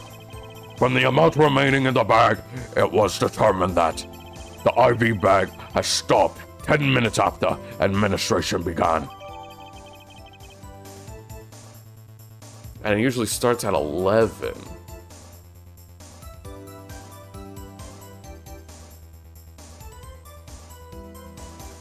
And then it would be pretty quick to set up, and then right after, Zach would have gotten in and then killed him. But if it's 10 minutes have passed, I feel like that couldn't even reach 10 minutes. I don't know. He did say that he had a conversation with the guy. So maybe that's why. Maybe it took like 5 extra minutes. And so it was when I, Valent, entered the room. 10 minutes had passed since that horrible crime was committed. And this is proof. Well, Mr. Wright? How did that seem important? I mean, I would guess it's Very important. Well, seeing how it's the biggest clue we have on the time of death, I'd say it's very important. Well, agreed. It would be hard to imagine a more precise time to determine the time. Behold the power of the anthematic. Anthematic. Very well. The witness will add this detail to his testimony. Sometimes the most magical thing of all is the truth. The water of life springs not eternal. The remaining ivy liquid proves my innocence. Does it? Or maybe I could press again. I don't think I really... Hold it. Did you notice the IV yourself by any chance? When I first entered that room, the stench of gunpowder assailed me. Next, the mark of death upon my mentor's forehead. And then his left arm that I spy arose drooping and wilted. Its thorn, the discarded IV needle. Knocked out for the maiden. By the force of the shot. Lucky for you. If that IV had not been there, why, you might be a suspect. Indubitably so. I might say it's thanks to my lucky color. Yeller. Your lucky color? They spelt it wrong. They forgot the U. Indeed, even today I wear it proudly upon my suspect himself. For it always, without fail, brings me luck. Why then, Zack and Velvet won the first Magician's Grand Prix. Yes, the very one held by the Association of International Magicians, or AIM. I was adorned in this attire then too. And our trophy, a bust, what a day it was. There's one trip down memory lane no one needs. My lucky color, yes indeed. And that IV too. I say, I think 'twas food, especially for me, valid. Okay. That does seem to be the case indeed. Well, Mr. Wright, any thoughts about this testimony? Valent sure looks happy with himself.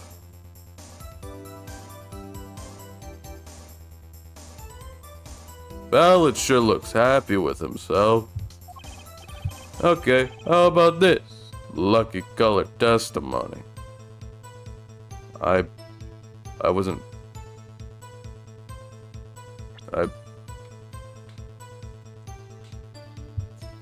Lucky color? Is it important? I mean, I would have thought that's just... if I say no, then it's... oh my gosh. Can I say if it's... there's a contradiction. It certainly sounds like your lucky colors brought you plenty of luck. But not this time. Mr. Valent, your lucky colors betrayed you. I'm afraid you lost me. Your Honor, the witness testimony is just now clearly contradicts the evidence. Contradicts the evidence. What? Please recall my warning at the beginning of the cross-examination, Mr. Wright. Baseless accusations will be duly penalized. I do hope this latest accusation is well-based. Don't worry, I've got all your bases right here. Right here in my arms, I'm holding in like a little baby. Do they need a burp? Pat the bag. Oh, what a adorable little baby full of bases. Very well, let's hear the defense's claim. Where's your evidence that contradicts that Mr. Valent has told us?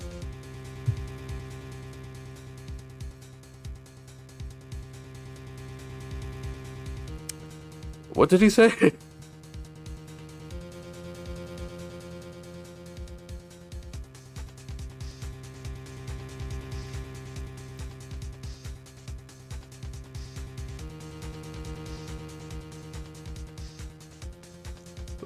Thorn discarded IV needle.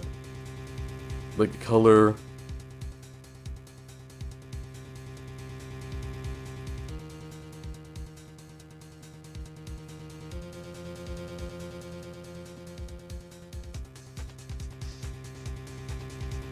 was hued especially for me, Valent. Oh, hued as in like that, like hue as in color. Because yellow is his lucky color. He didn't specifically say, but I'm assuming it's yellow. Unless he thinks he's wearing green. That's very funny. IV report.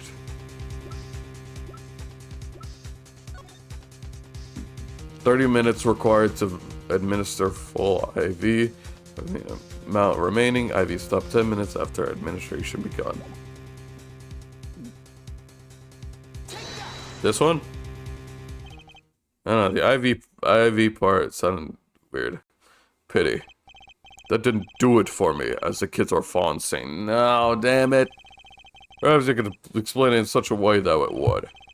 Well, I don't know whether it's the sort of evidence to do it for it. Do yourself a favor and stop laying around for excuses.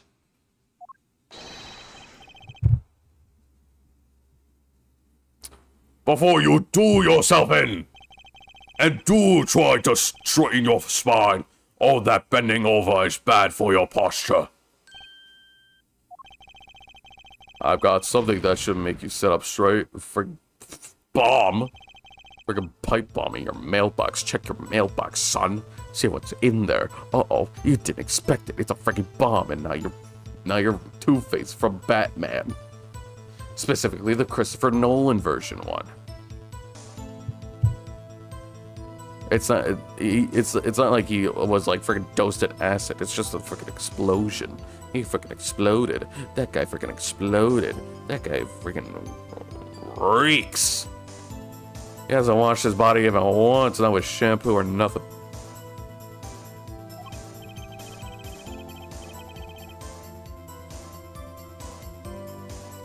Was I thinking of the photo? Is that I wanted to point out the IV, but I guess I wanted to point out the. I guess I should have pointed out the photo. Sometimes the most magical thing of all is the truth. Okay, can I do it again?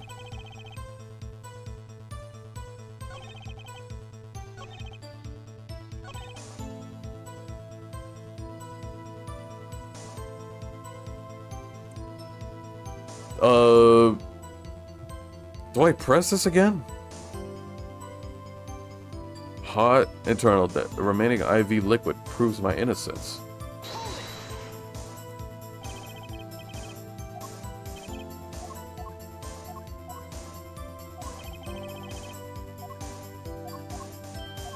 Lucky color. It's yellow, but it's green. Why here. does this guy look like a personified banana? That's because he is. Very delicious. Yum. I could eat that guy right up. Like, it's like I'm like the grandmas. LMAO. I'm like the grandmas that pinch cheeks, but I could just rip them apart and get that potassium that I need in my strawberry banana milkshake. YAOI banana confirmed. YAOI? Banana confirmed? Sure, why not? Judge. Silver 29 LOL. What about this lucky? There's a contradiction, Your Honor. This lucky color's yellow, but the IV bag is green. And maybe he's colorblind or something, I don't know.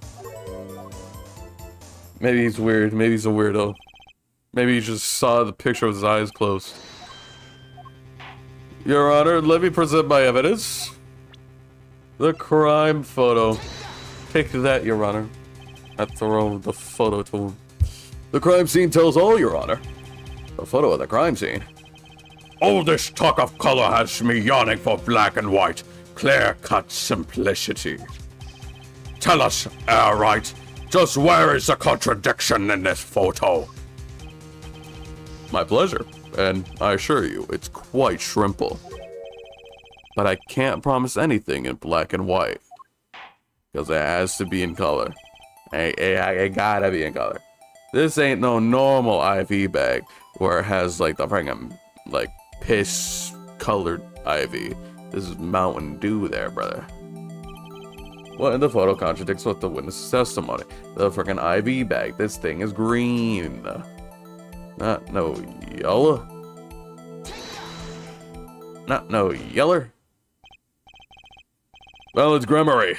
Let's get things straight about your lucky color. It's yellow, yes? Gotta take some mystery out of it. Yeah, but yes. Something's wrong with yellow, Mr. Ray? You got something against it?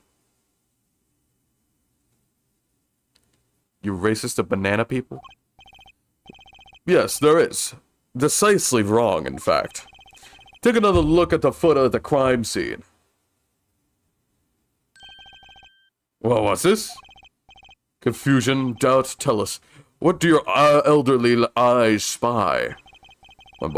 Even my elderly eyes can see a problem in here, Mr. Valet. Look at the IV bag.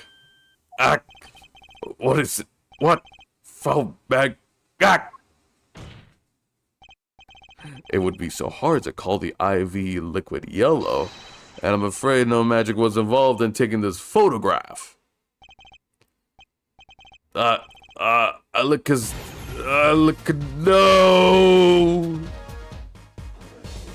Oh, dude, that's sick, man. That's so many bunnies. Or rabbits. Or hair. Or no hair. Bald, as we call them. Order. What does this mean?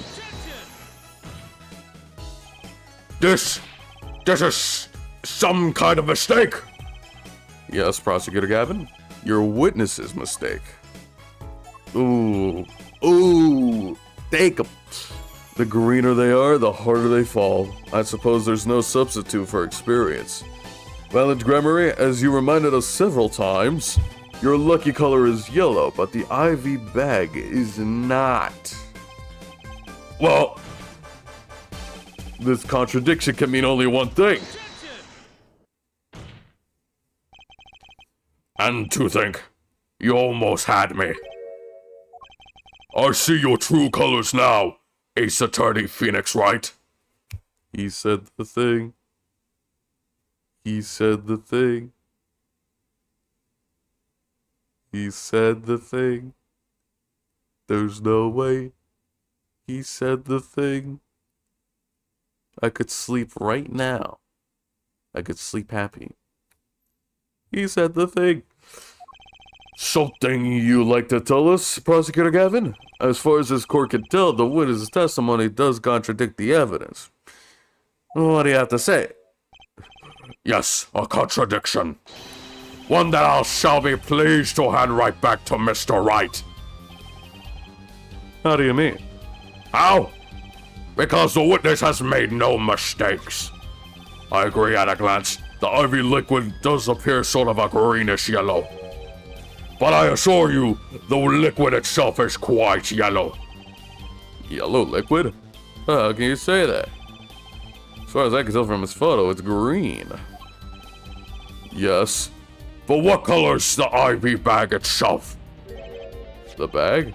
You need a plastic bag on the hook? It looks like I want to say a light blue? Precisely. Figured it out yet? It's because yellow is also a part of Mountain Dew's branding. So it's green and then yellow and then whatever else colors are. I think there's a red in there too, but I don't know. I don't think this is a red IV bag liquid. Put a yellow liquid in a blue bag and you get green. This, incidentally, is the liquid's true color. Yeah, but he didn't realize that. Maybe it is, but he didn't realize that. He just said that for no reason. I see. Your explanation does have a ring of truth in it. To it. I mean, truth to it. As I thought. There's no substitute for experience, Prosecutor Gavin. What? What? You may tell a good tale, but you've just proven something rather grave. For you, that is. Grave? The liquid in the IV bag is yellow, yes.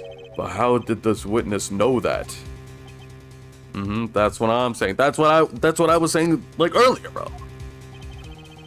It's quite unnatural when you think about it. You did think about it, didn't you?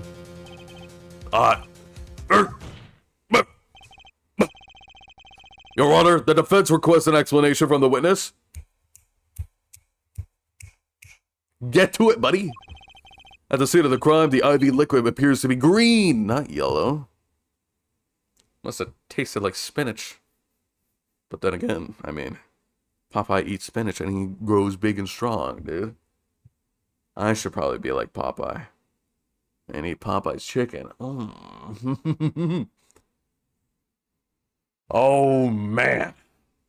I just want to take like Popeye's biscuits and like put it like between like a nugget and then freaking take that like nugget in a biscuit sandwich and dip it onto mashed potatoes.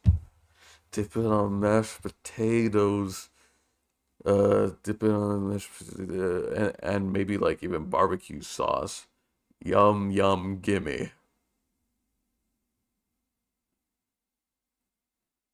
Just imagine that. Nugget and biscuit, but put the nugget in a biscuit. Think about it. Nugget and biscuit, but it's a nugget in a biscuit. And then you dip it on mashed potatoes. That does sound really good. Someone should make a song out of that. Do a nice little jingle. Insu one buffer. That's a pretty good idea for a song right there, man. Oh my gosh. Somebody should take the time and make a song out of that. That would have been crazy in like 2013 or 2012 or 2014 or, you know, during that era. Making it right now, I don't know, man. I don't think it'll work that well. I think probably because people use AI so much, it won't be the same. It'll be big in 2012 though, so just like Gangnam Style. So let me ask, how did the witness know that the IV liquid was actually yellow? Yellow. Alakazam.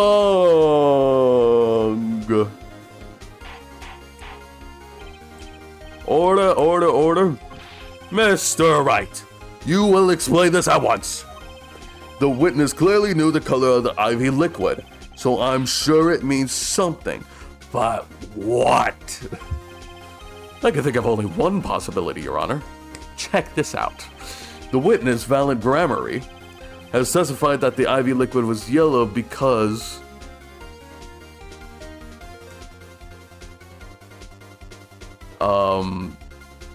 I mean, isn't he seen it before and he knew the liquid's color, like, basically the same thing? It's like, yeah, he knows what it looks like, but I feel like if I choose the wrong one, then I'm gonna be done for. I'm gonna explode.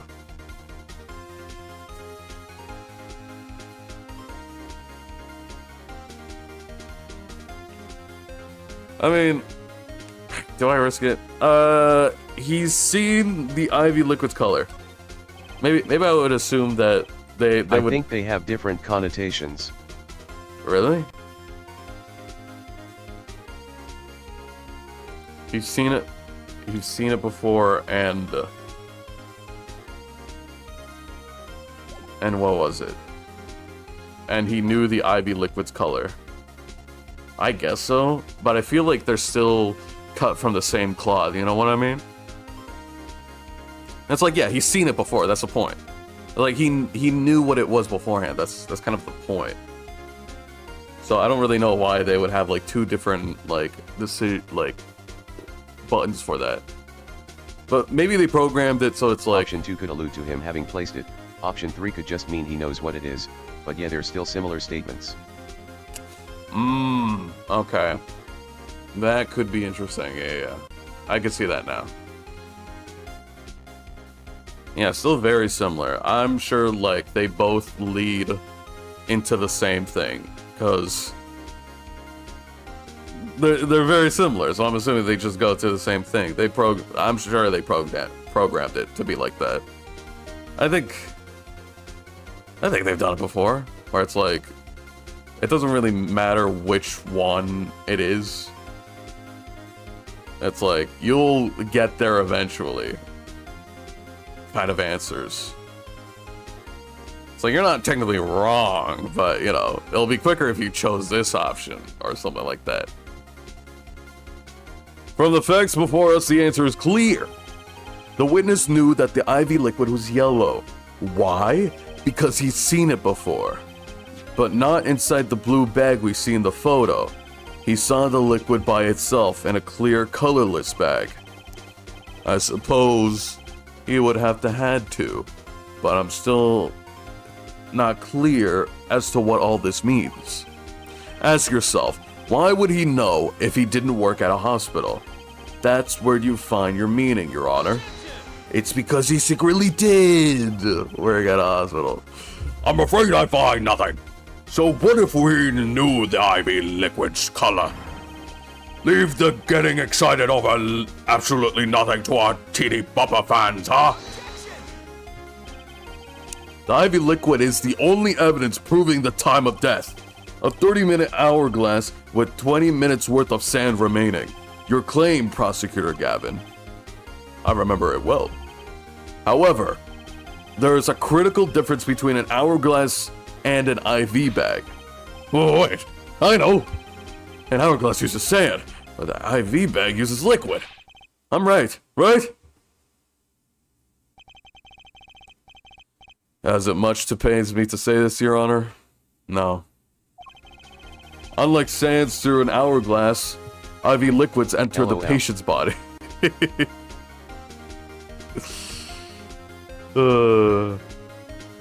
Sucks that he lost his job, Phoenix. You're funny in the courtroom. Unlike the sands through an hourglass, IV liquid enters the patient's body. Not like an hourglass. At which point, like magic, it disappears. However, what if the amount of IV liquid had increased? You couldn't tell, could you? After all, there's no way of knowing how much went in. Really? Let me get this straight, alright? You're saying that the witness watered down the victim's IV bag? Not with water, but with IV liquid. He just put more IV liquid in it.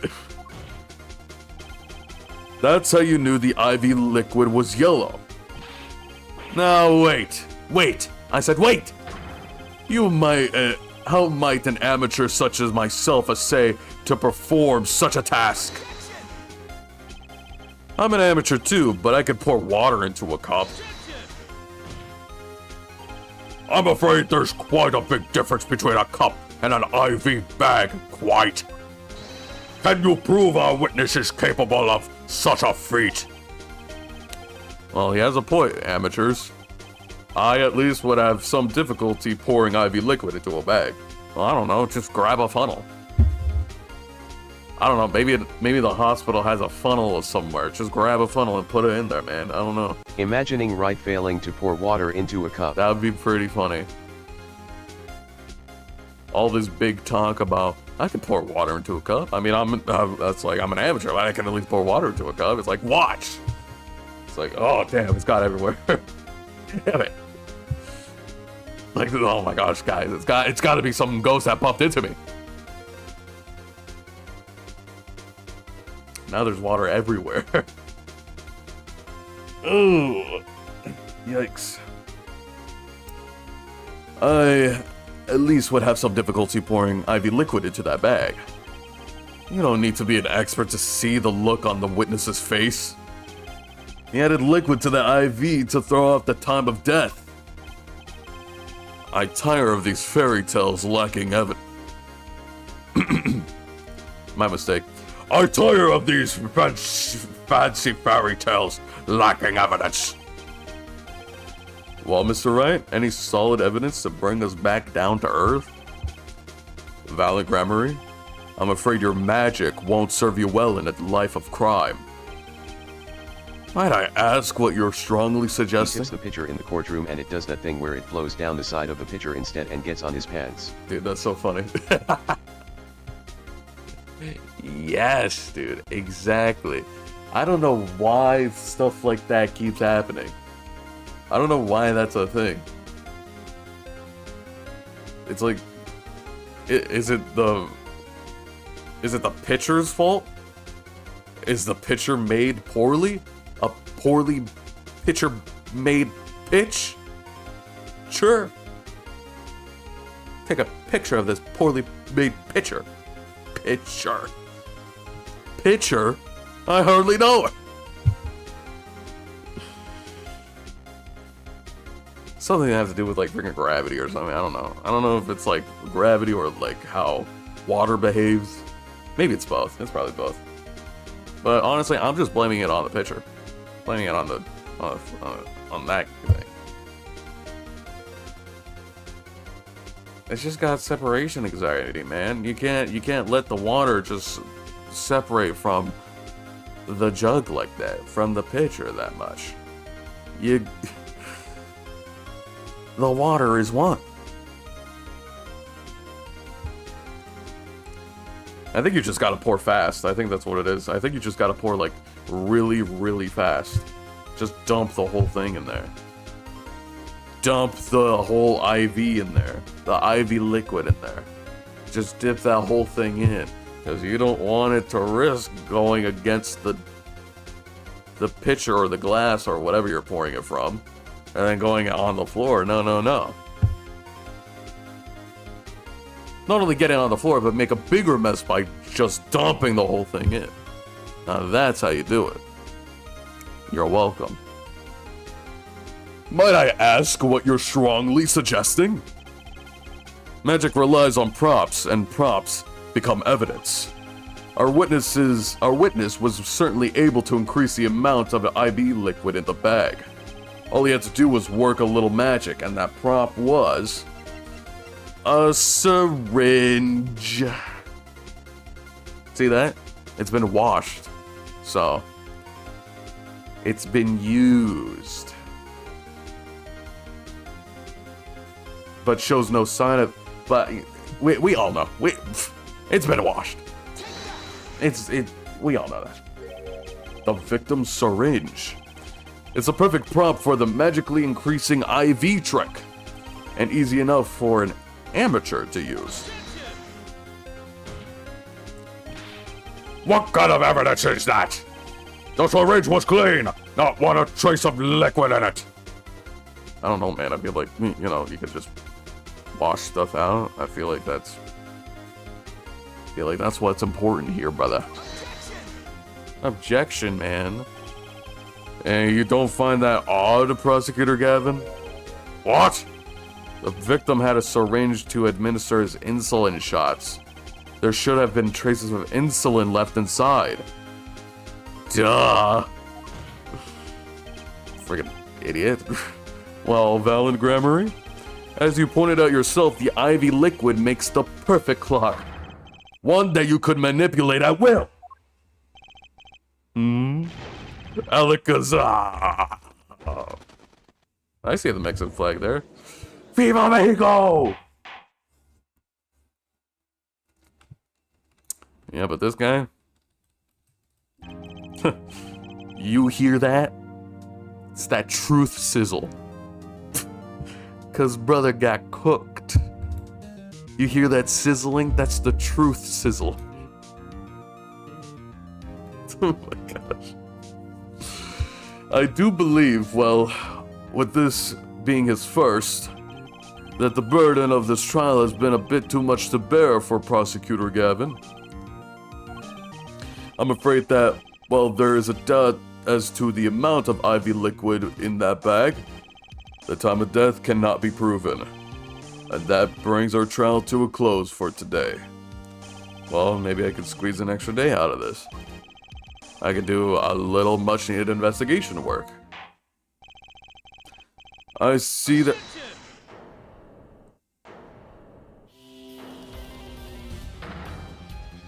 What do you want? Truly, there's no substitute for experience. Nothing blinds one to the truth so effectively. A word to the wise, underestimate the young, and they'll sweep your feet from under you, in a way you never, ever expected. You see, I know exactly what you're thinking. What's he talking about? What's that? What's he talking about? You say the witness used a syringe to manipulate the level of the IV liquid, but there is no proof. There's no proof he didn't do it either. Yes, quite true. Huh? He's admitting it? Nor was this witness quite as decisive as I hoped. This I admit, after all, why linger in the past when the future holds so much? Dude, this is your witness. Linger in the past. This was today.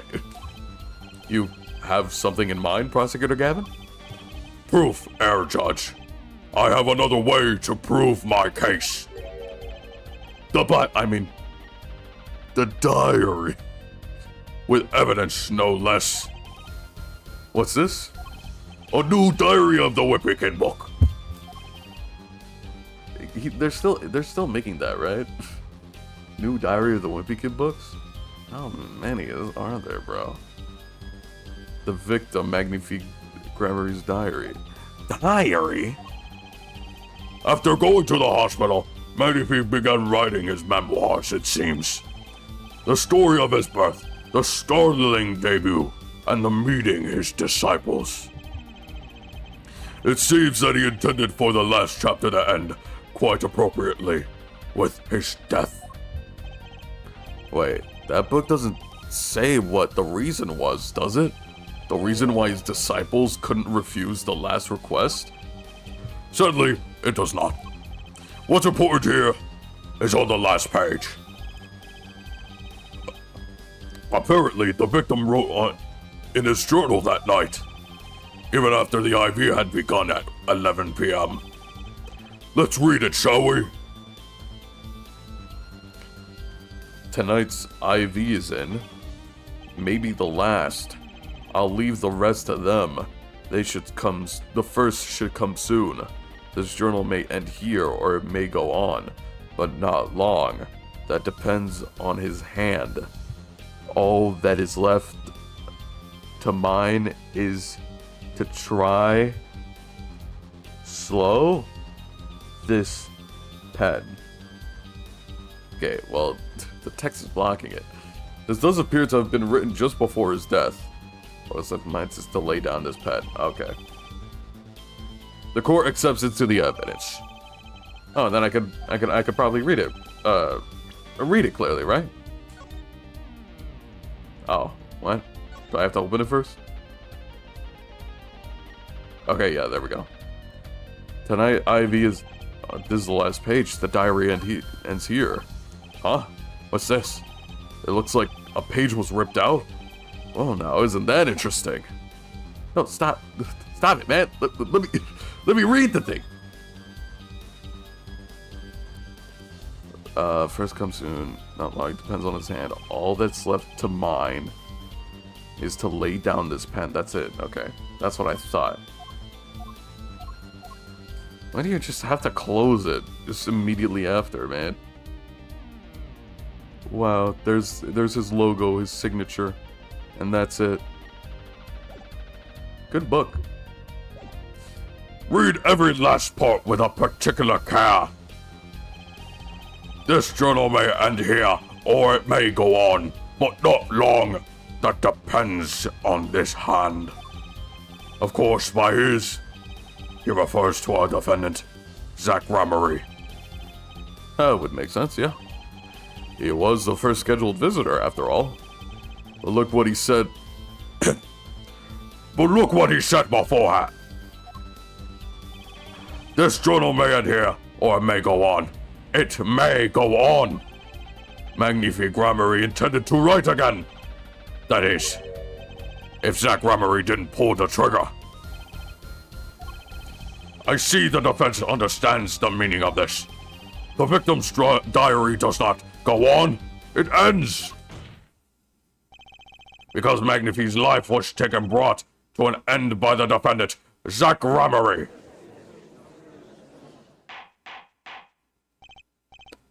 Wait a minute. Let me see about that ripped page. Seems fake clock will make me wait a little longer. At least, only less than 10 swift minutes remain. To all those who have supported me in my life's work, I give thanks. Farewell. Okay, so if I were to guess, guess right now, he is basically saying that he didn't die from Zach. Zach did not kill him. It's like, it seems like fate's clock will make me wait a little longer because, well, since Zach didn't kill him, somebody else would. 10 swiftly minutes later. Less than 10 swift minutes remain. And then again, I don't really understand that. Zach was instructed to be there at 11:05, and Valent was instructed to be there at 11:20, and that is not 10 minutes apart. But even worse, he says only less than 10 swift minutes. So it's even less than that. I guess maybe by the time that Zach left, that would have been less than 10 swift minutes because he did talk to him on his bed. Because since he didn't kill him, he talked to him instead. So that's probably it. Prosecutor Gavin, are you certain that Magnifique Gramarye wrote this? There's no mistaking his handwriting. Well, this does seem to be significant. According to this, Magnifique did intend to continue his diary. Yet his diary ended here, which plainly, it did. Then the one who pulled the trigger was the first visitor, Zach Gramarye. Well, how'd you like me now, right? Still too green for your taste? He's right about the diary being pretty clear. Still, I find it hard to believe that he overlooked such an obvious problem with his precious evidence.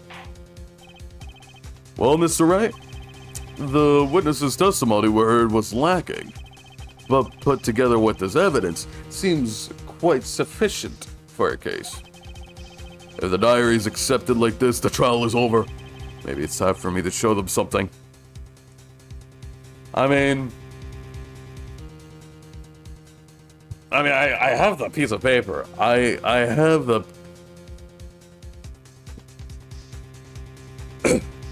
I have the piece of paper. So, you know what? I'll show the evidence. Why not? I'm left with no choice but to show my own evidence. What? You have some evidence that overturns this diary? It's not too late to rethink this and avoid more embarrassment. Very well, please show us your evidence, Mr. Wright. Incidentally, don't even think of showing us this diary I just shown to the court. Now that we've come this far, I hope you've learned something a little more decisive.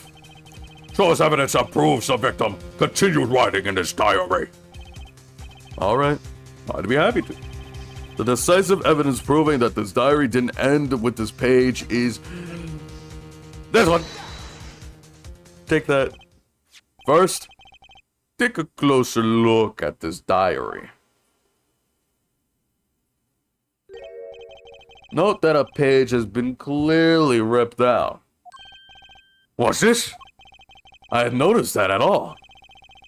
That's why we're still here talking about this. As it just so happens, I've here what I believe is to be the missing page. I don't believe it. Looking at this page, it's hard to imagine that the first visitor that night shot Magnifique Gramarye. That's the defense's position. Wait, let me see that.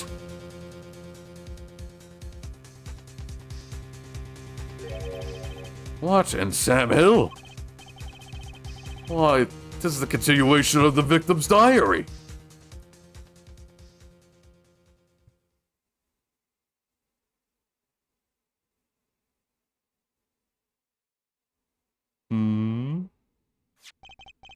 No, the torn edge of the page. It's a perfect match with the torn remains of the last page in Magnifique's diary. Oh, thank. Oh, sweet. Hell yeah, dude. Let's go.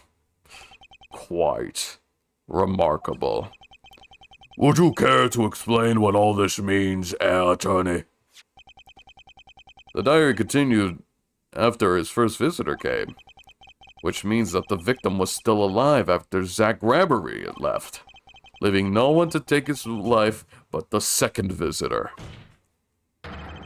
Valid's Gramarye. No. No! Ah! The handwriting, too, matches that on the other pages. This was, without a doubt, the genuine article. Uh-oh. How about that? How about that, Gavin? Order, order, order! But wait! That's impossible! Oh, the man could have written that!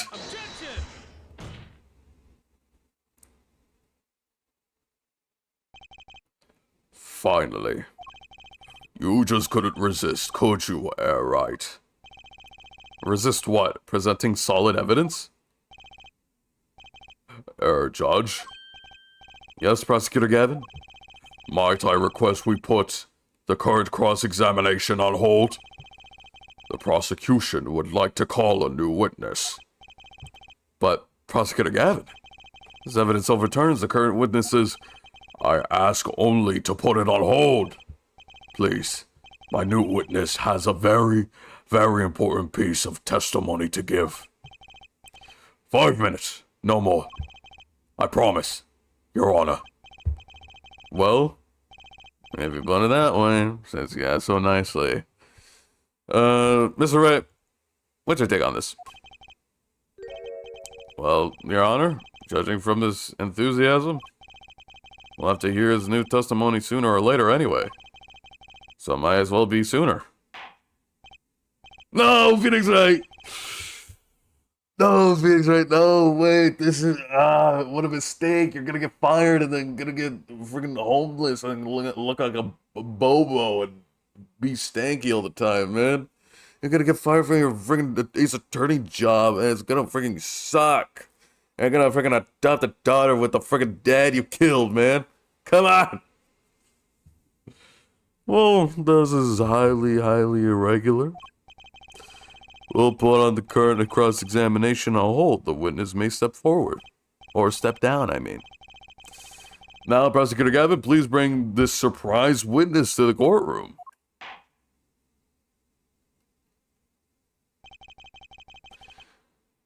I had a bad feeling just then.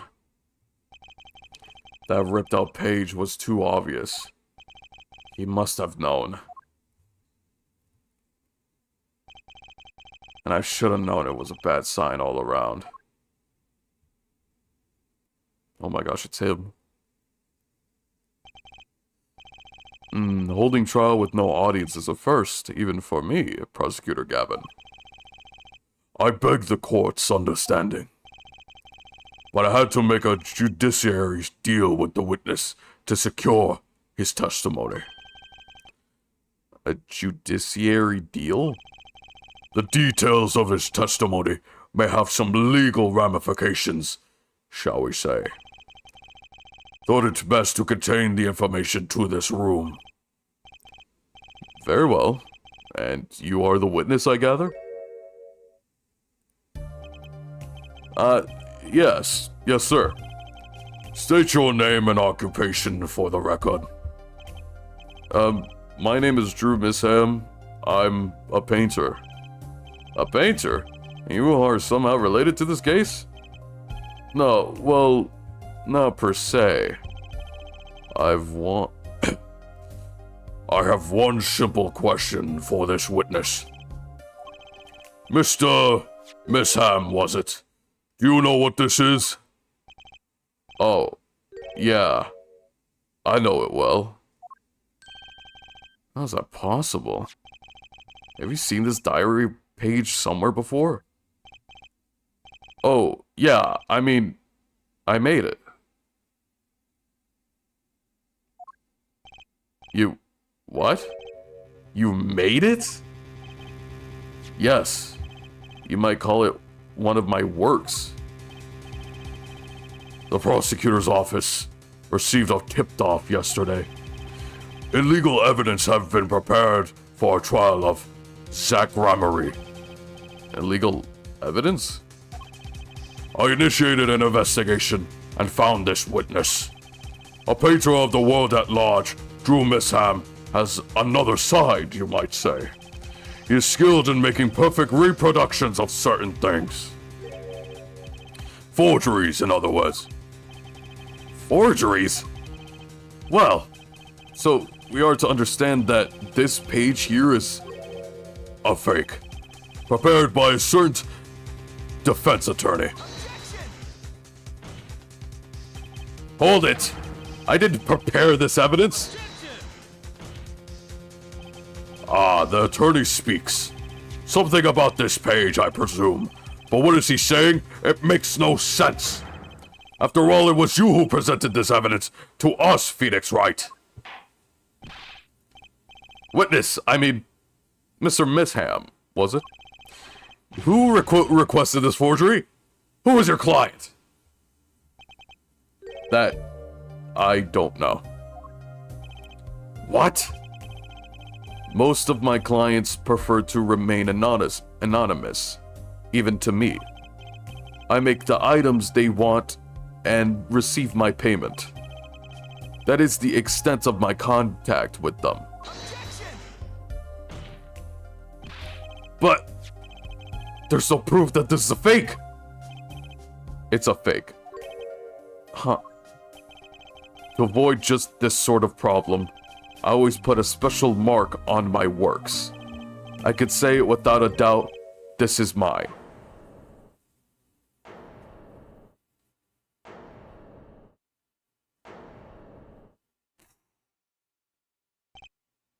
Yikes. Mr. Wright, you have just presented illegal evidence to this court. My court. It was careless of me. That's all I could say. And it's all Trucy's fault! I'm gonna kill your father and then I'm gonna adopt you. And then we're gonna see how... I'm gonna live my revenge through being your father. Being your next father figure after your dad's death. Oh, Old Boy. Love that movie. Here. What's this? I don't know. I just got over there in the hall. They told me to give it to the old boy in the blue You're suit. going to college, BOI. Going to college, boy. BOI. It's so funny. So funny that the TTS can't do anything. So incompetent. Can't do nothing. BOI? What is that? What even is that? So I give it to the old boy in this blue suit and spiky hair. They said it was really important. It was all a trap. A fatal trap. And I only got one person to blame for this. Trucy, how dare you? You know, I saw you as a daughter, even though I haven't adopted you yet. But I'm gonna kill your father, just to, you know,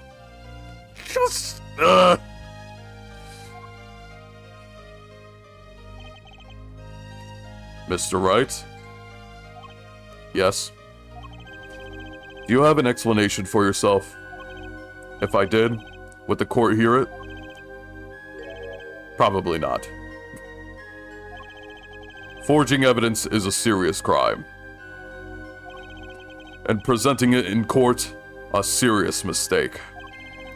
A fatal mistake for an attorney.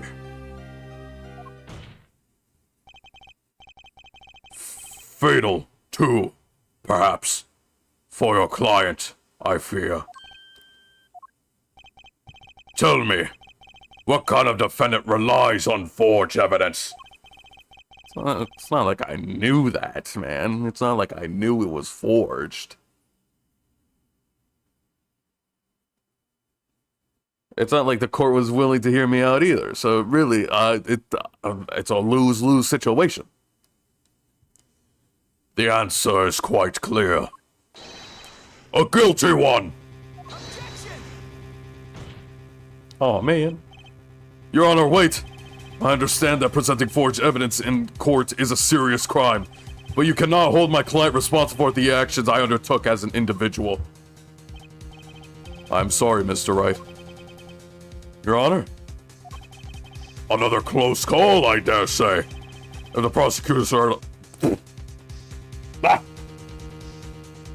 If the prosecutor's office hadn't received that hot tip, everything would have gone the way you wanted to, huh? I even gave you a chance. Too bad you decide to not think before embarrassing yourself. Yep, now they're gonna take Trucy's father, they're gonna take the defendant and take him out back and shoot him 80 times in the leg. And I got no one to blame it. I got no one to blame it to but Trucy! Damn you, Trucy! I'm gonna dump you so hard! Right after, you know, your father's dead. What did he say? I forgot. Wait, I didn't read what the judge said. I see no need to further discussion on this matter. Special witness dismissed. Mr. Attorney? Yes? Could I ask your name? Phoenix Wright? Mr. Wright, I've seen and studied many people, but none like you. I'll remember you, Mr. Wright.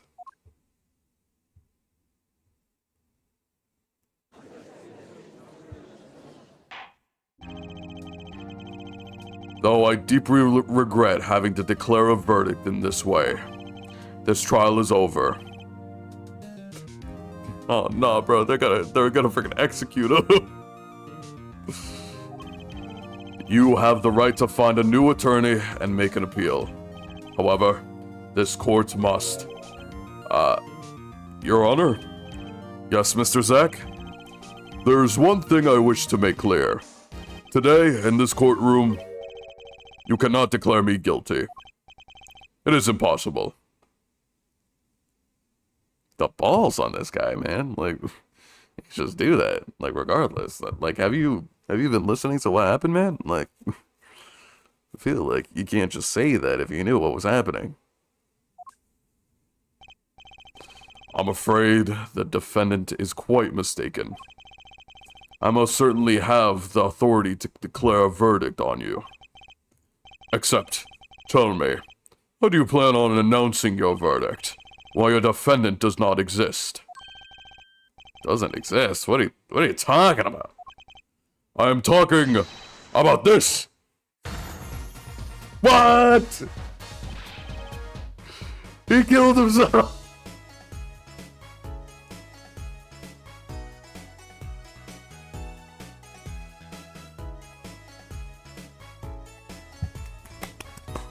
LOL. Beautiful! A beautiful performance! A beautiful performance, I gotta say! Well, I've never seen anything like it! I can't believe it! It's just him, like, on the floor, blood everywhere as the music, as this, like, very, like, hype up music is playing.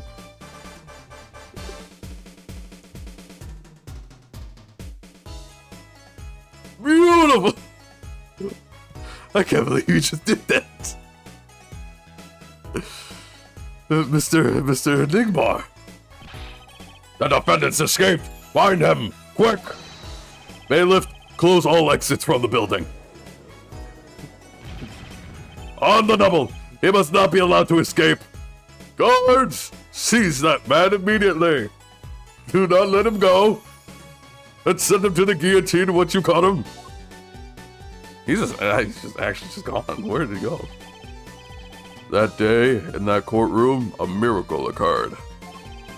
The defendant, Shady Nigmar, aka Zach Remery, did not just escape from court.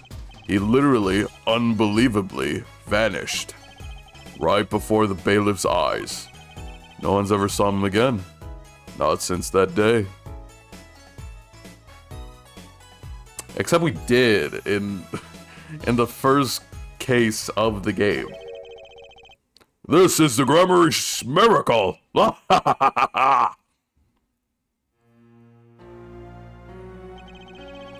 No verdict was declared. After all, the defendant didn't exist.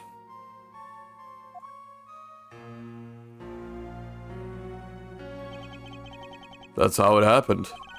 The trial of magician Zach Remery vanished, along with him for all eternity. Damn, so he's a deadbeat dad, huh? I can't believe he would just do that.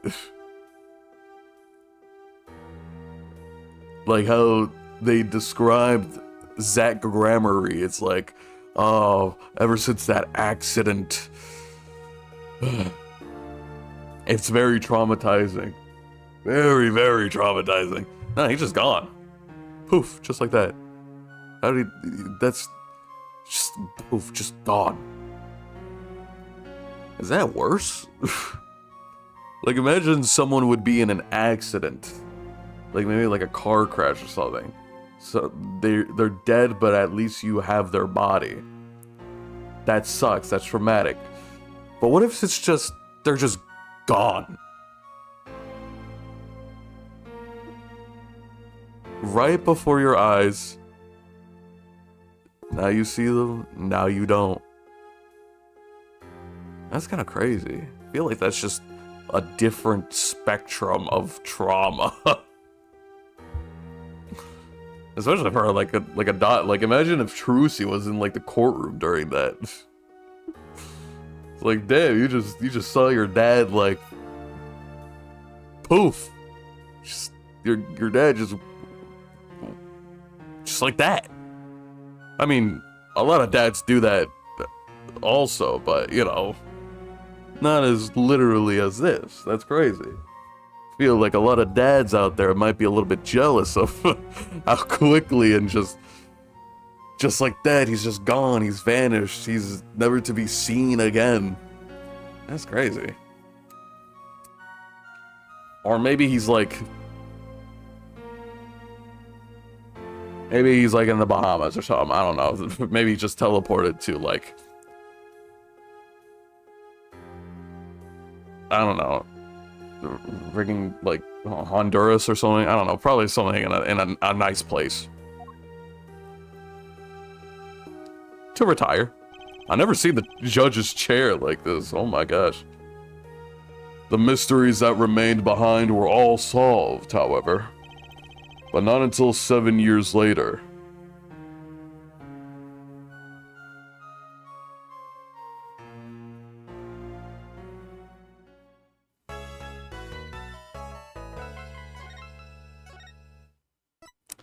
That's crazy, man. How the Mason system? What does that mean? That trial 7 years ago was the beginning of it all. This I know beyond a doubt. The mysteries of the past work their magic on the present. But you will soon be finding all of this out for yourself. Which of Magnifi's Grammary's disciple pulled that trigger? Where did the vanishing defendant Zach Gramery go? What dark truth lurks behind the forged diary page? And what about the girl who was left behind? That's gotta be like the worst thing out of all of them. So yeah, you presented false evidence. Okay, who cares? Okay, what about the child of the magician that just disappeared? What about that, man? That's gotta suck for her if she even knows. Look at her face. It looks like she just doesn't know what's happening. Does she know? Small little baby truth. Oh. Mason system. It's just like the silver case. Wait, what the hell? What the hell is all this? The past left us these 4 keys in unlocking the truth.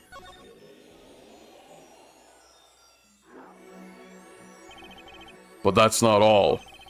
There are 4 keys in the present as well. And when all questions have found their answers, the final trial will begin. But first you must chase the truth along then and now. Think of it as a game. Really? I have to do this like little side game? Oh, hey, Phoenix. Current day Phoenix. It's kind of weird that you're just, you know, here in this void of space of numbers and blue and orange. How are you here? Is this real? I, Phoenix Wright, will be your guide through this game. That terrible trial saw me present forged evidence. It ended, half finished, when the defendant vanished. What became of me after that? A bum. As your investigation proceeds, the answer will become clear. Oh, and one more thing. There's something I must tell you. As Apollo Justice has his bracelet, so too do I have my own weapon of sorts. My Magatama. What does it do, you ask? That I would have you see for yourself. Well now, shall we begin? Use LB and RB to jump between the past and present. But let's begin 7 years ago, in the past. It is right after my last trial came to an abrupt end. Now that you know the game, let's play. It's kind of crazy, just, you know, making a game of, like, probably the worst moment of your life.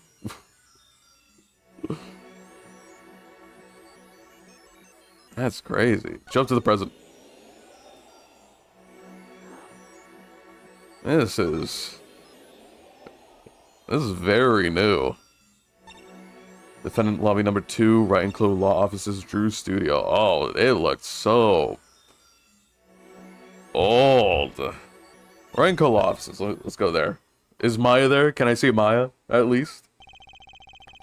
The nightmare trial was over, and the new nightmare of figuring out what had happened had just begun. I wanted to wake up, to walk away, but I figured I'm the only one who could do this, probably. And besides, I had plenty of time, thanks to the Bar Association Review Board's decision. It's hard to work when your attorney's badge has been taken away. 7 years ago, right in Co Law Offices. Oh, morning, Daddy. Ah, so glad that you came. You okay, Daddy? They picking on you? I'm fine, as always. This old boy is here to help me, after all. That's Young Man to you, and also a freaking awesome movie. Good morning. That's a cute outfit you got on. Thanks, my first show's today, after all. That's adorable. 2 weeks had passed since then.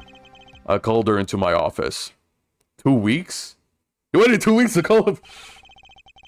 I feel like the first thing leaving that courtroom is like, okay, what about the daughter? What's going on to the daughter? Does she know what happened?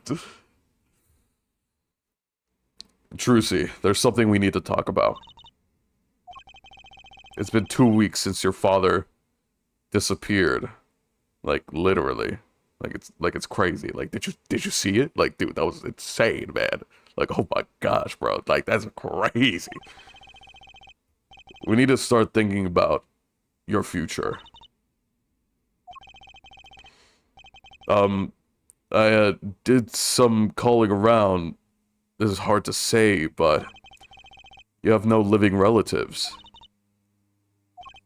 So, I was wondering if you wanted to stay with me for a while. Just until your daddy comes home. It won't be long. Ugh. Ugh. Don't know about that. I don't know about that, brother. Don't know about that, man. I hope. Of course, it's totally your choice. If you don't like it here, you can go wherever you'd like. I could look up some places you might like to stay at. This is so weird. Mr. Attorney, Daddy told me about you. He said I could trust you. Huh? Really? So, if I stay here, does that mean you'll be my family? I guess so. Getting weirder. Mr. Attorney? Actually, why don't you call me Nick? Or you can call me Daddy if you like. It doesn't have to be today or anything. Really? You're already adopting the daddy title, huh? I mean, someone's gonna have to be the father figure. Okay. Say, Daddy? That was quick. Yes? If I move here, I'll have to switch schools, right? I was thinking, I haven't paid for lunches at my last school for a year. So thanks, Daddy. Oh, and this office? It's a little blah. A little color goes a long way, you know? Oh, and Daddy, you got fired from work, right? Don't you worry one bit. I'll work twice as hard. We'll make it through this. Trucy, how old are you? Oh, I'm 8. I'm this many. But don't let appearances deceive you. I'm a young professional. Stick with me and you'll do just fine, Daddy. Damn, well. Damn. Never met an 8-year-old like this. Alright, sure, man. I could just chill out. That's fine. She can make all the money. She'll be the breadwinner of the family. Why does it feel like she's already in charge? Oh, then there's an inquiry. Talk? So, Daddy, you got fired from being a lawyer, right? You could at least kind of look aside or something when you say that. It's actually kind of hard for me. For Daddy. Oh, sorry, Daddy. Wait, is that foolish pride? My other daddy always used to talk about that. Actually, that's pretty accurate. So here's my idea. We'll make a new office. Laws just seems so stiff, doesn't it? I know it will be my friend at school that way. Well, that won't do, I guess. I just don't know much about anything other than law. Or even much about law if you were to ask some people. Maybe the problem is calling it an office. We should run an agency instead. You mean like a talent agency? Forgive me for asking, but doesn't that require talent? You got me, don't you? I'm a professional. A professional? Yup. After all, I am directly descended from the famous Zach Grammarly. Directly descended? He's your father. Oh, and now I'm directly descended from the famous Phoenix Wright, too. I think an 8-year-old just massaged my ego. Could you tell me a little bit more about your daddy, Zach Grammarly? Daddy? Sure thing, Daddy. Which daddy was that again? Daddy's so amazing. The biggest star of the Troop Grammarly, and they're big. The Grammarlies. They're on television a lot. Haven't seen them much recently, come to think of it. Big magic happens when you put Zach and Valiant Grammarly together, you know. Once they made a giant waterfall right there on the stage. And this giant tourism This giant trout swam up the giant waterfall. Let me guess.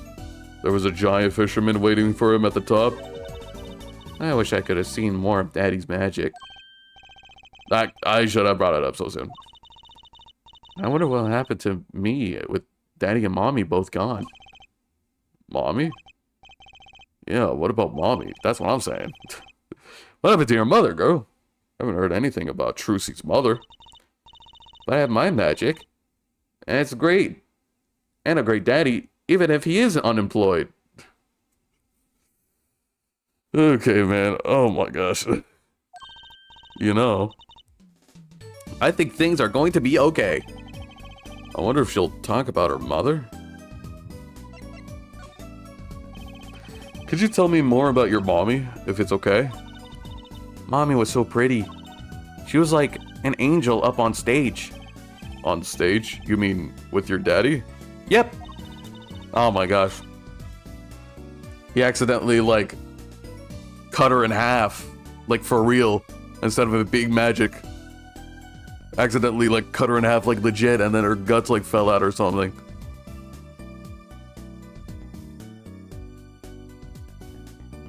It was a gut feeling. No, that sucks. That's a stupid joke. Ignore that. Ignore that joke. She was always there with Zach and Valen, smiling. But then she went away. Went away? She also, like, disappeared? It was a grand illusion, but she made a mistake. She vanished, and I guess she didn't know how to get back. Maybe so. I cried then, a lot. That's when Daddy gave me this, here.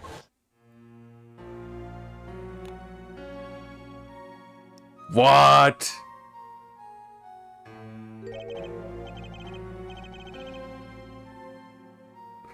You're telling me that this has got to be like the freaking like a twin or something. What's her freaking name again?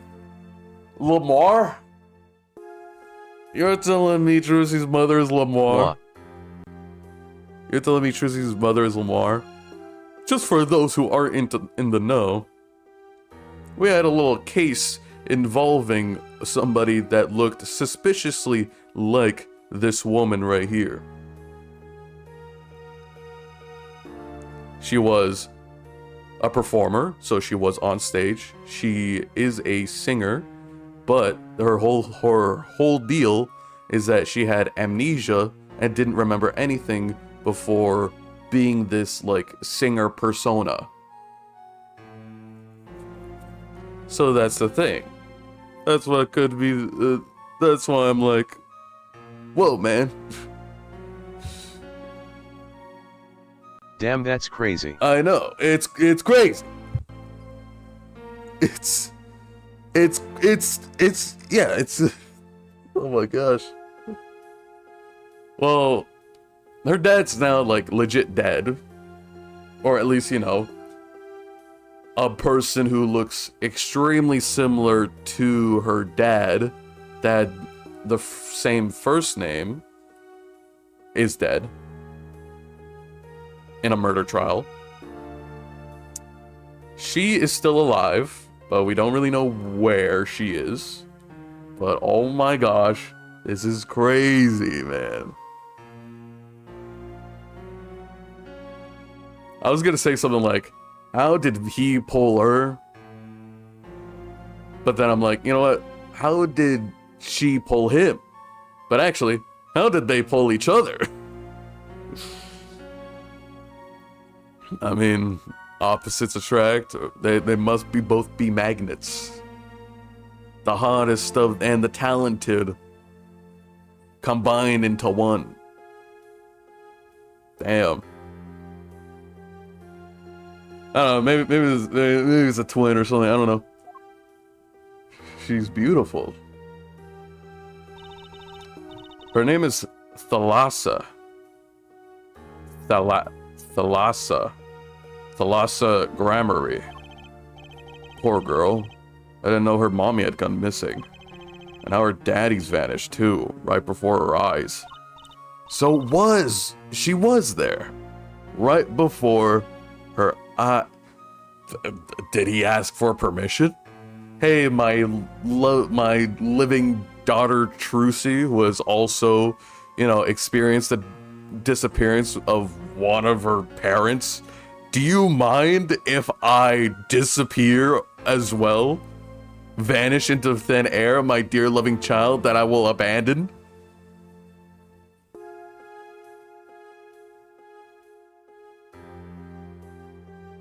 I doubt that he got permission.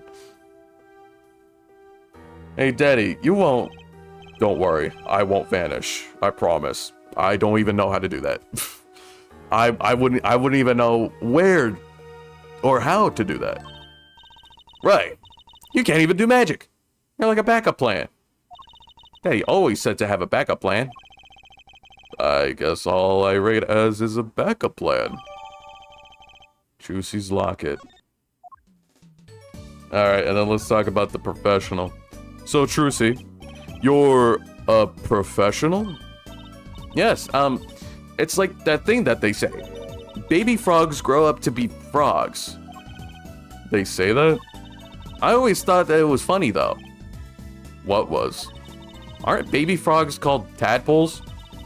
Maybe they thought it would be easier to understand that way for kids. How stupid! Ray-eyed, smiley face. Boy, eyezayis. What? What? I'm Raid. How unexpected. Cryptibe is Raid, smiley face. How unexpected. This is something I never would have expected in my entire life. At least another raid. I thought it was just You're welcome, smiley face. Damn, I appreciate that. I don't necessarily know what to do for raids. I don't know. What do people do for raids anyway?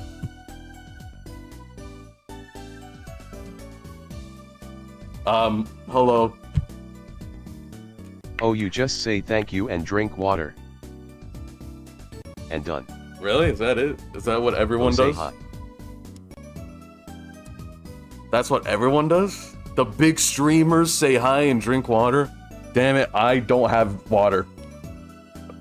Yeah, but pretend you're cool with the water. I don't have a water GG. bottle. Yeah, ooh. Arab anomaly smug. Ooh. Damn it. Skull. I could never be a big streamer. All the big streamers saying hi and drinking water, I could only say hi and not drink water. Skull emoji. I can't believe it. I don't deserve to get rated. I don't even have water to drink from. But, oh well. Hey guys, how's it What going? if you drink water but don't say hi? Well, at least that's more than me.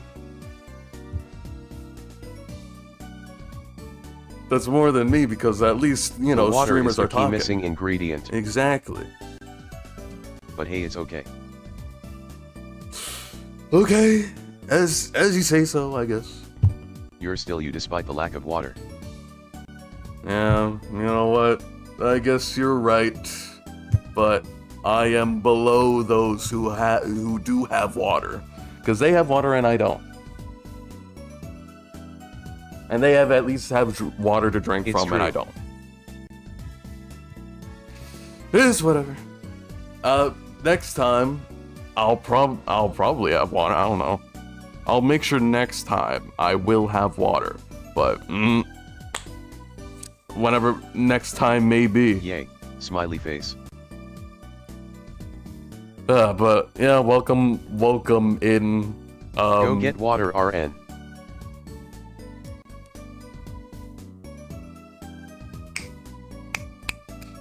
You're so right. You know what? Yeah, go get water. You know what? RN. You're so. I should have done that. Actually, yeah, I should have connected the dot. I should have done that. You know what? You're so right. I'm gonna go back and grab water.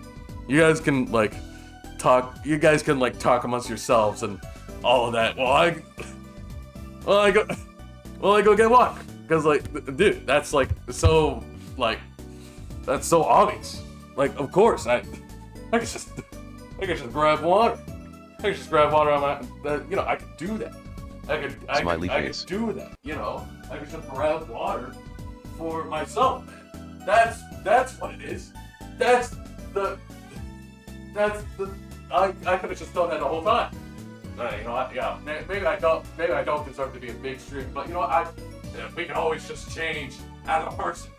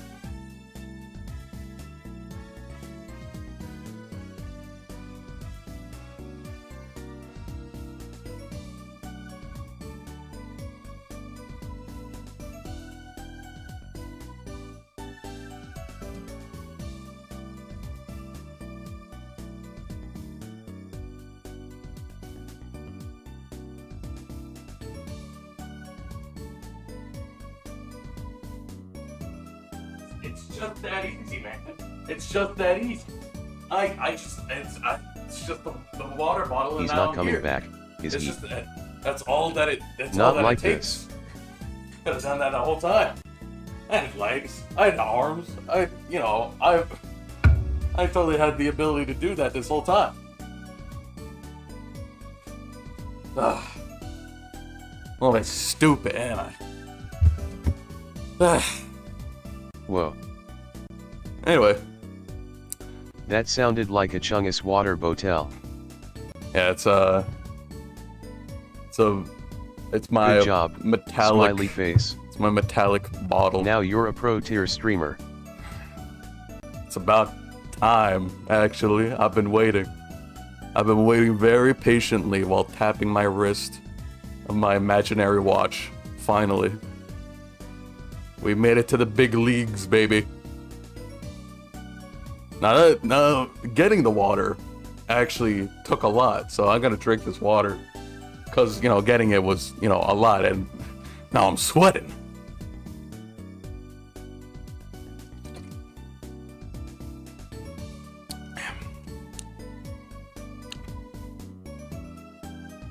Yeah, it's pretty good water. Pretty good water, yeah. Hey guys. Nice, smiley face. Hell yeah. Anyway, How does it taste? tastes like water. Water is my fave drink. It's water, filtered water from my fridge. So, tastes pretty good. Tastes like filtered water from my I fridge. love water. I like water too. Especially water, filtered water from my fridge.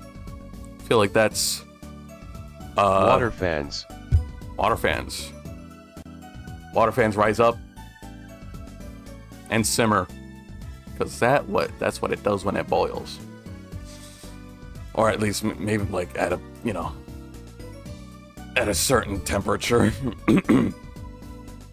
Anyway. Thank you for the raid. Thank you for the raid. How unexpected. Eyezayis. Hope you are well. Maybe you're referring to somebody else, because that sounds... YW, smiley face. But, if you're talking to me, I hope I'm doing well too. Eyezayis. And I hope y'all are doing well as well.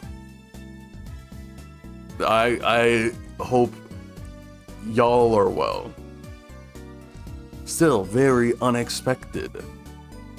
Chilling in Lawyer Simulator, but hey. Welcome in, welcome in. Heart emoji, thank you.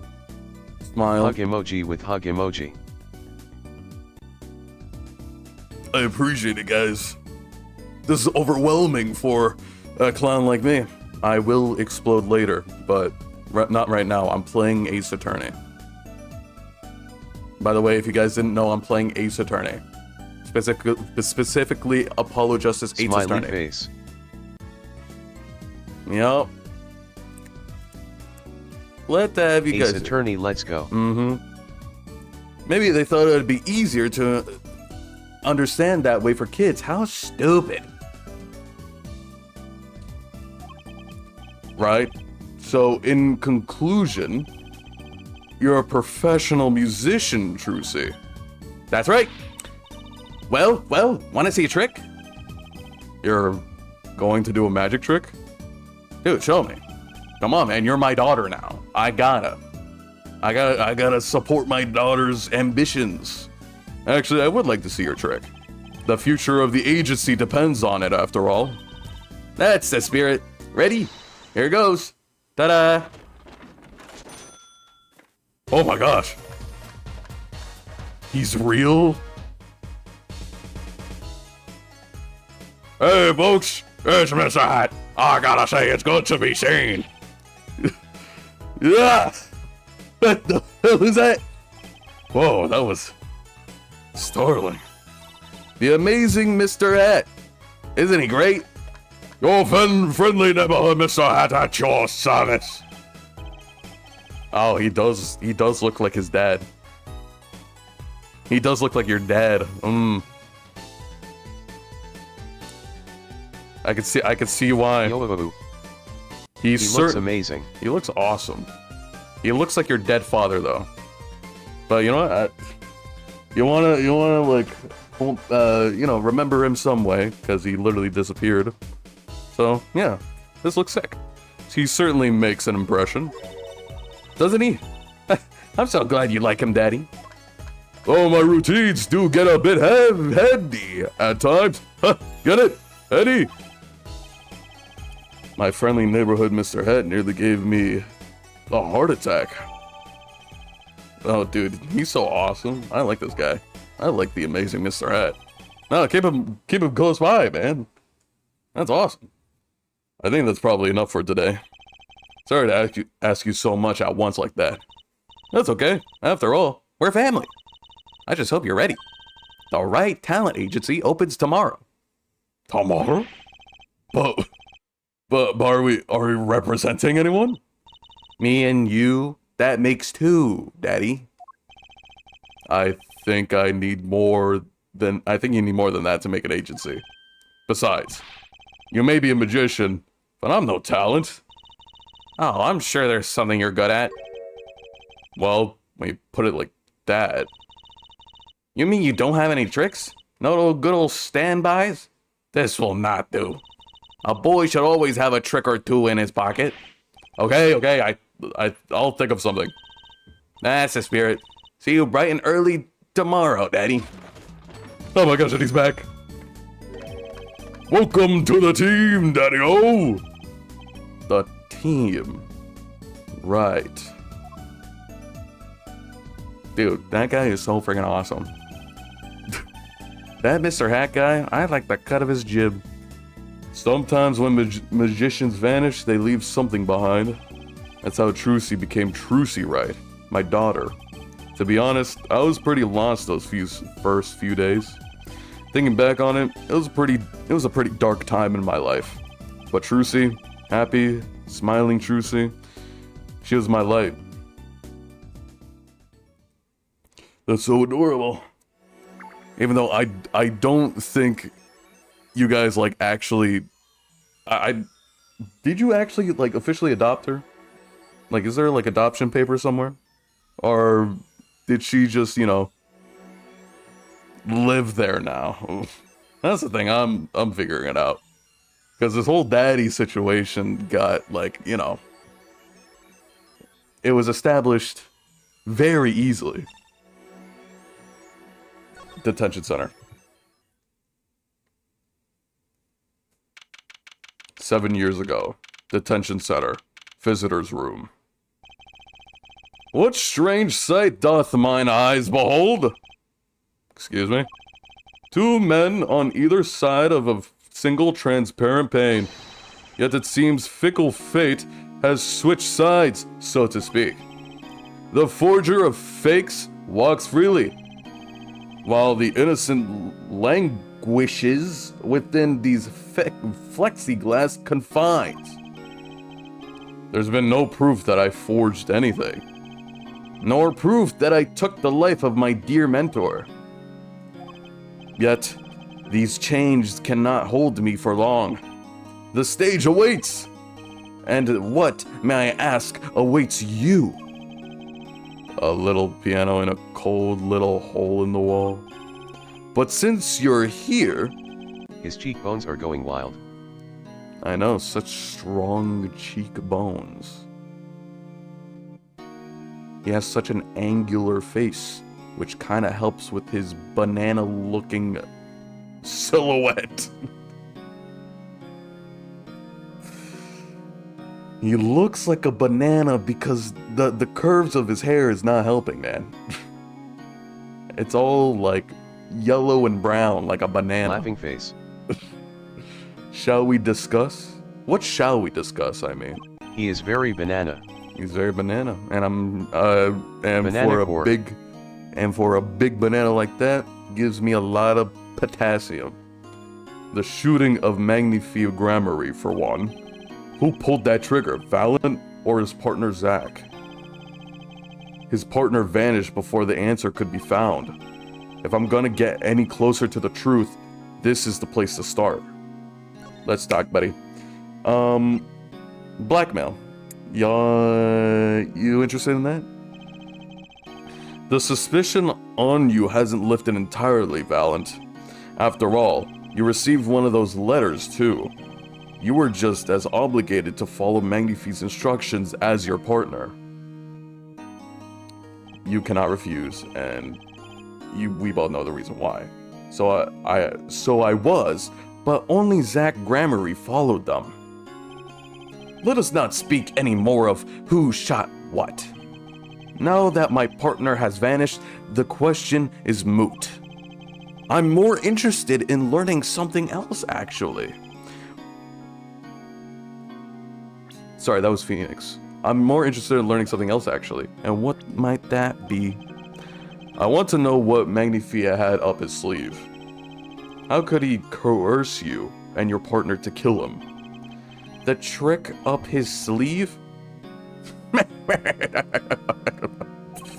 Perhaps you do not know. Know what? A great magician never reveals his secrets. But a fine magician can do it, it's fine. A great magician, on the other hand, can never reveal his secrets. Hot damn. I didn't think it would be that easy. The audience must remain forever in the audience, bathing in the reflected glow of the spotlight. My Magatama, one of my most prized possessions, was which I got during a certain case. It could show me the locks on people's hearts, and if I can unlock their hearts, they'll tell me their secrets. The Magatama starts it all, and the Magatama ends it. You got 4 lies, and I need to break down those lies. I don't know how easy that'll be, actually. What do I have? This is just a case that I have. Wow. What's up with the trial? I have to hand it to my partner. He knows how to make an exit, and that's talent. Yes, he made my attorney's badge disappear, and he never even touched it. Glory spotlight always leaves someone weeping in the shadows. Yet his very disappearance is itself a revelation. Revealing what? Zach Gramarye killed Magnifi, and is as good as a signed confession. That's certainly been the public opinion's take on it, and I mean, it doesn't help, man.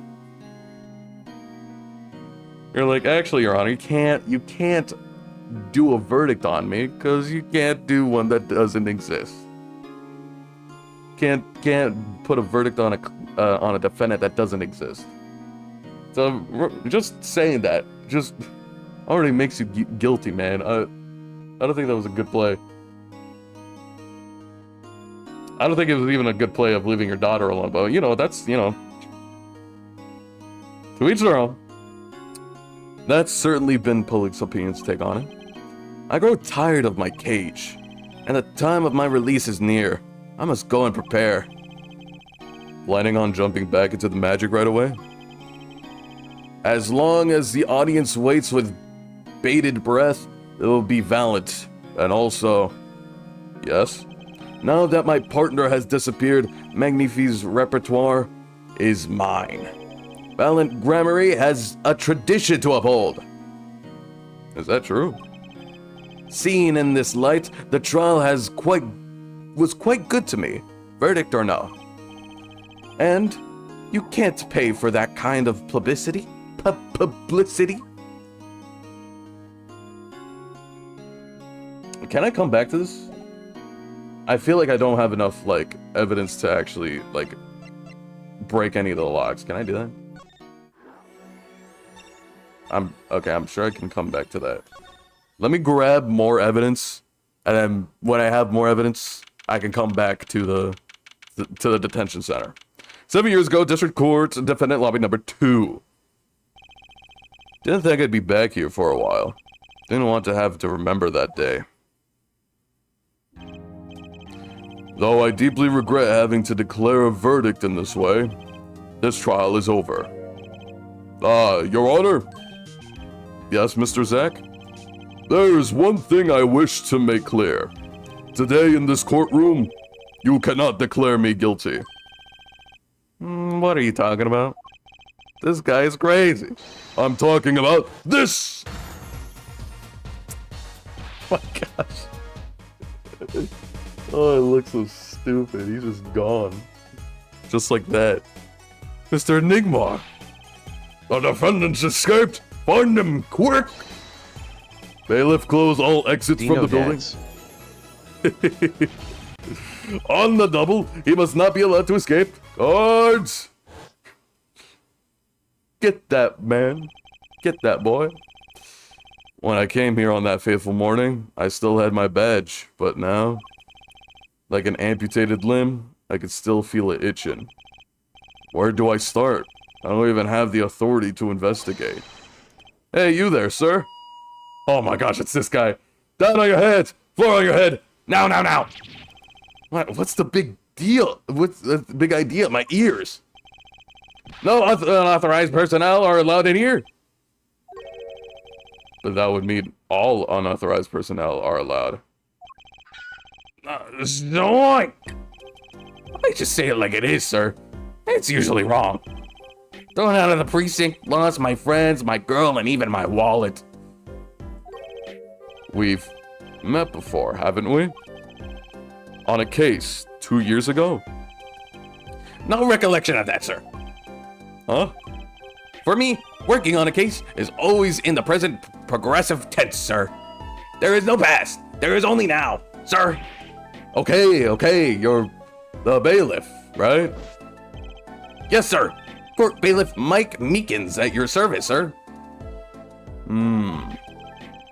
I asked to meet with the bailiff at this court who let the magician escape.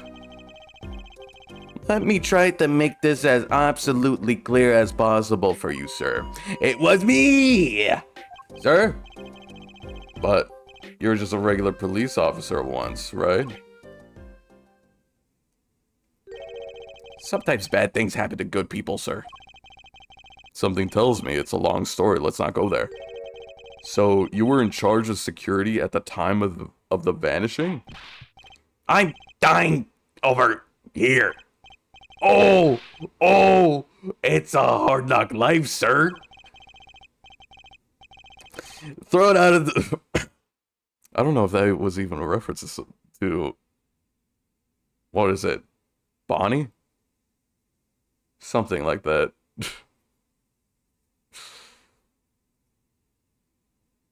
I remember seeing the movie once. I don't remember which movie. I know there's a lot of movies of this Bonnie. Whatever. Thrown out of the precinct. Lost my friends, my girl, and even my wallet. Guess I wasn't the only victim. Meekins. The last time we met, you were a police officer, right?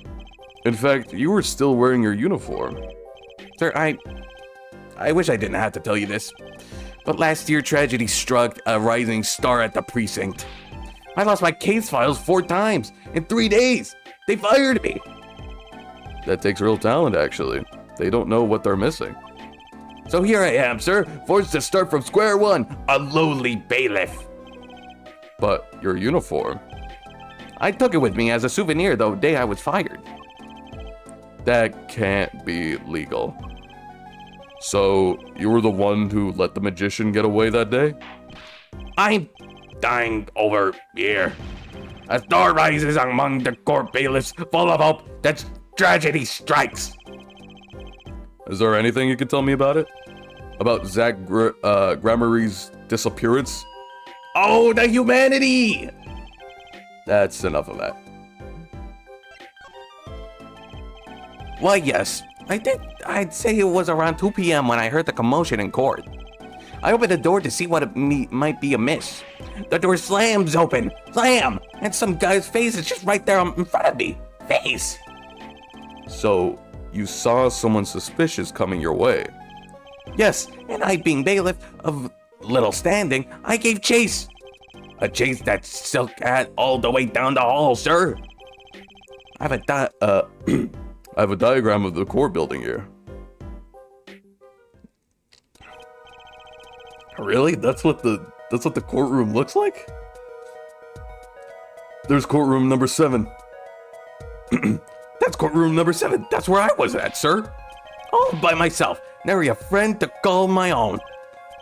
Okay, and which way did Zach Gramery run after bursting through the courtroom door? He went up like this, and around the corner like that. So, I, with no delay, ran after him with no delay. And then I turned the corner, and saw that magic man run into the defendant lobby. Swiftly, I ran. Following him, I threw myself boldly into the room. Why, I remember it like it was right there. Because it was lobby number 2, sir. You ran into this room? I don't see any place to hide in here. Believe it or not, sir, I didn't believe it. Here, in this room, the magician, gone, vanished like a puff of smoke. Except there wasn't even any smoke. It was just gone. That's impossible. Yes, that word. Oh, how many times I've said that word. Even the sound of it causes me indescribable pain. I'm dying. I'm dying over here. Okay, I won't say it again, promise. But you have to admit, it's difficult to vanish into thin air. Did you search the lobby? I searched. Why the pause? There was nothing there else, sir. That's right. Nothing was there. Nothing was here, sir. How can he talk so loud and still be hiding something? Feel like he's hiding something, some lies that he does not want to reveal. So Zach was in the room when he vanished. Absolutely, sir. I saw him with my own eyes. Eyes! That red silk hat, that flowing cape, he ran right in here, right inside of this room. Silk hat, cape. That's Zach, all right. But sir, look at the room. There's not a single place to hide. Sir, there was nothing I could do, but nothing, sir. What about now? Have any ideas? Sir. Ideas about what exactly, sir? If you don't mind me asking. You've had quite a bit of time since then. Has nothing occurred to you at all? Do you have any idea what trick you might have used to disappear like that?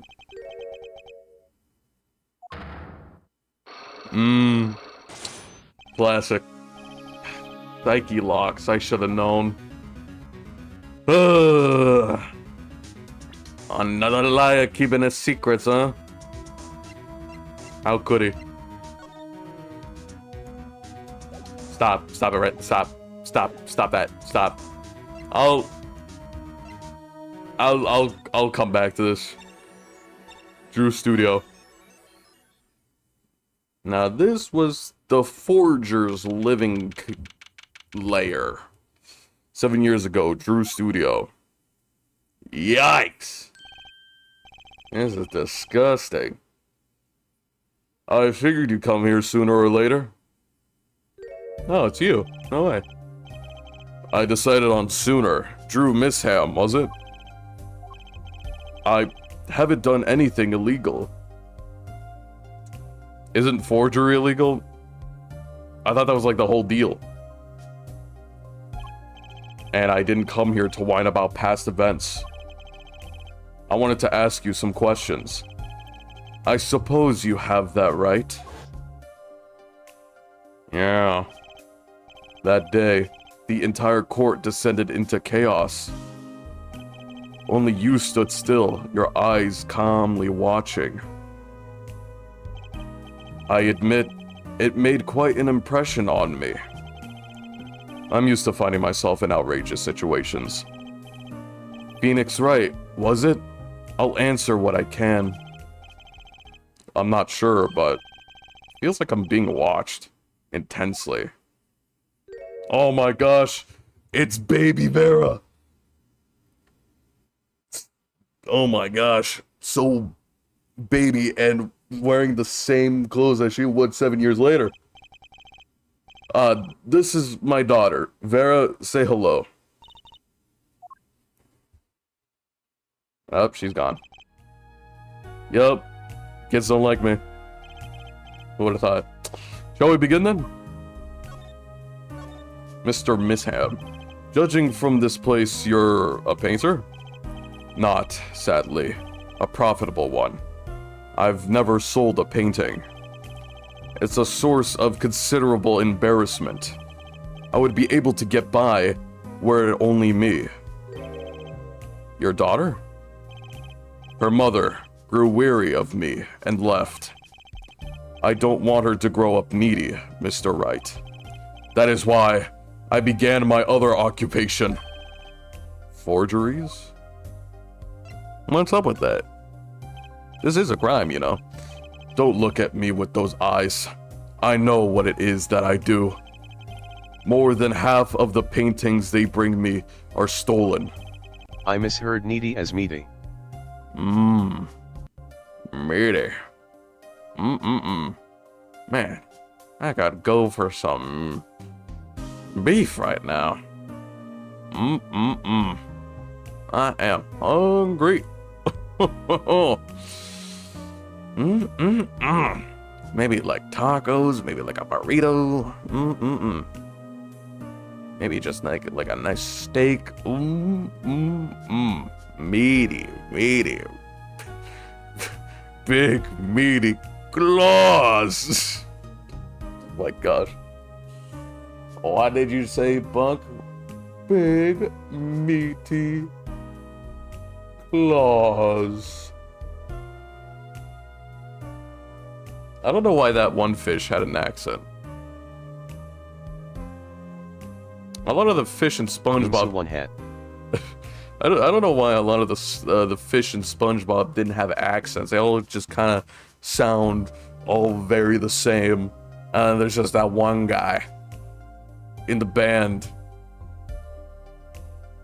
Now, what's his deal? Why does he sound different? American Fish Town. American Fish Town, except for that one guy. Big meaty claws. What's his deal? What's his problem? Why is he the only one that has his accent? Where's he from? What other fish town other than Bikini Bottom could there possibly be? I thought it was just the one. Well, there are others. I never looked if there was actually other sea towns that could exist. I thought it was just the one Bikini Bottom. I thought it was just a short population of living animals. Living, breathing, sentient animals that make patties and burgers and chum buckets. What an interesting conundrum. I'm gonna have to look through the SpongeBob wiki after this. And who knows what my copies are used for. But some of your works aren't paintings, correct? You may not believe me when I tell you this, but that was my first work outside of painting. What? To think it would be used as evidence in a murder trial? Never even imagined the possibility. Then why did you take the job? I was well paid. Very well paid. I think he feels worse about it than I do. The past is hard to escape. Honestly, the sooner I can put this behind me, the better. With apologies to you, of course. Sorry, but it's not going to be quite so easy. He's trying to forget what he made. Looks like I'll have to remind him. Great. Hey, buddy. This is the thing that you made up. Your work. Don't try to pretend you've forgotten. Sure, all you did was make a copy, but that copy might have destroyed the life of an innocent man. I'm responsible too, which is why I have to know. And you have to tell me. I knew it would be difficult to escape this. Then, let's talk. Yes, come on. Well then, ready to tell me about this work you did? It was unlike anything I had attempted before. I guess it would be a little different from paintings. That is not what I mean. In all my previous work, it sufficed to create a copy. This wasn't a copy? The client gave me two things that day. The first was a sample page as reference. The second, a printed document that I can only surmise was written by my client. So you used the real writing as a reference to reproduce what the client wrote? Yes, as I said, it was my first job of that nature. So, who was your client? As I said in court, I do not know. Really? Even for such a suspicious request? If it was me, I would like to know as much as I could about the requester. I never met them. Not personally, Come on, man. You gotta stop lying. Seems like you're still hiding something. Something about this work. Okay, well, I'm gonna try breaking the locks this time. Oh, it's spinning so much. Why are you spinning so much? You're hiding something. Let's hear it then. What are you hiding from me, Mr. Misham? I'm sorry, but I really don't know. I never met the client. True. When I asked the client's name, there were no psyche locks in sight. Regardless, you're hiding something. You have to be, otherwise it wouldn't make any sense. Okay, so I'm guessing that he doesn't know the name, but he has met him in person. That's when the psyche locks came up, is when he said he never met them. He just doesn't know his name. Why are you doing this to me? Well, I've made my stand, no backing down now. So what is Mr. Misham hiding? The client? The client, probably. Like I said, I never met the client. How could I hide someone okay, well, I thought you were lying about that. You did say that, didn't you? There's no psychic locks either. Okay, well, I guess I was just wrong. My answer is the same. I personally never spoke to the client. Never spoke. Never met up with him. Never saw him. That is, well, I've made my stand. No back down now. Is it hiding the sample or the forger? I could go the sample. What did he say before the psyche locks came up?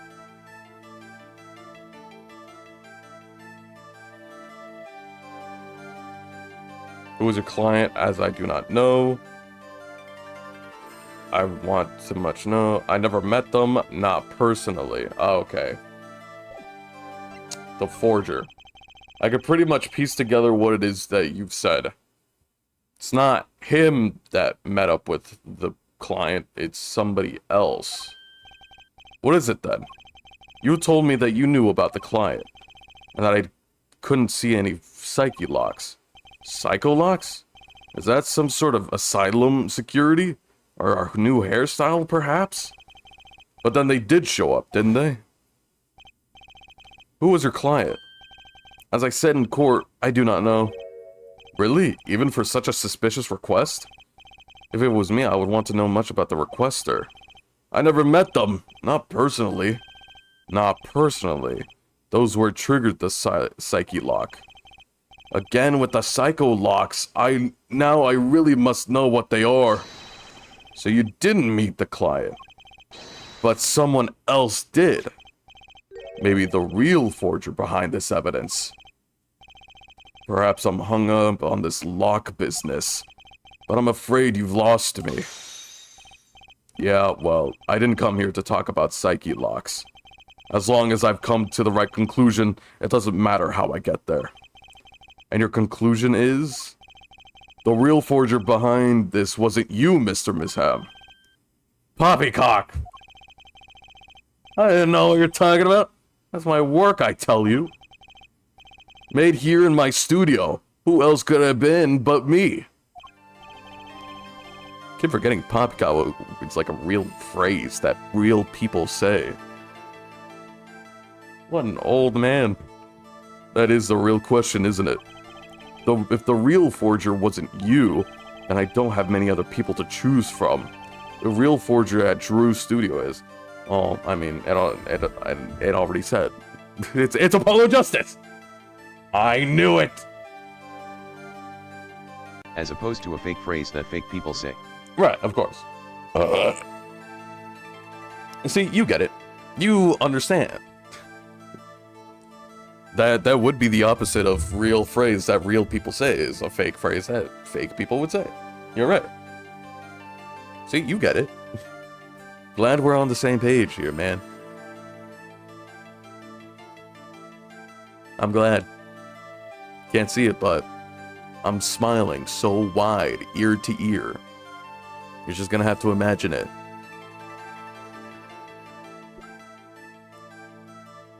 It's the Vera, age 12, arrested on suspicion of poisoning her father, Drew Misham, currently on trial for the 12-year-old? Or are we talking about like the 20-year-old? The real forger is your 12-year-old daughter.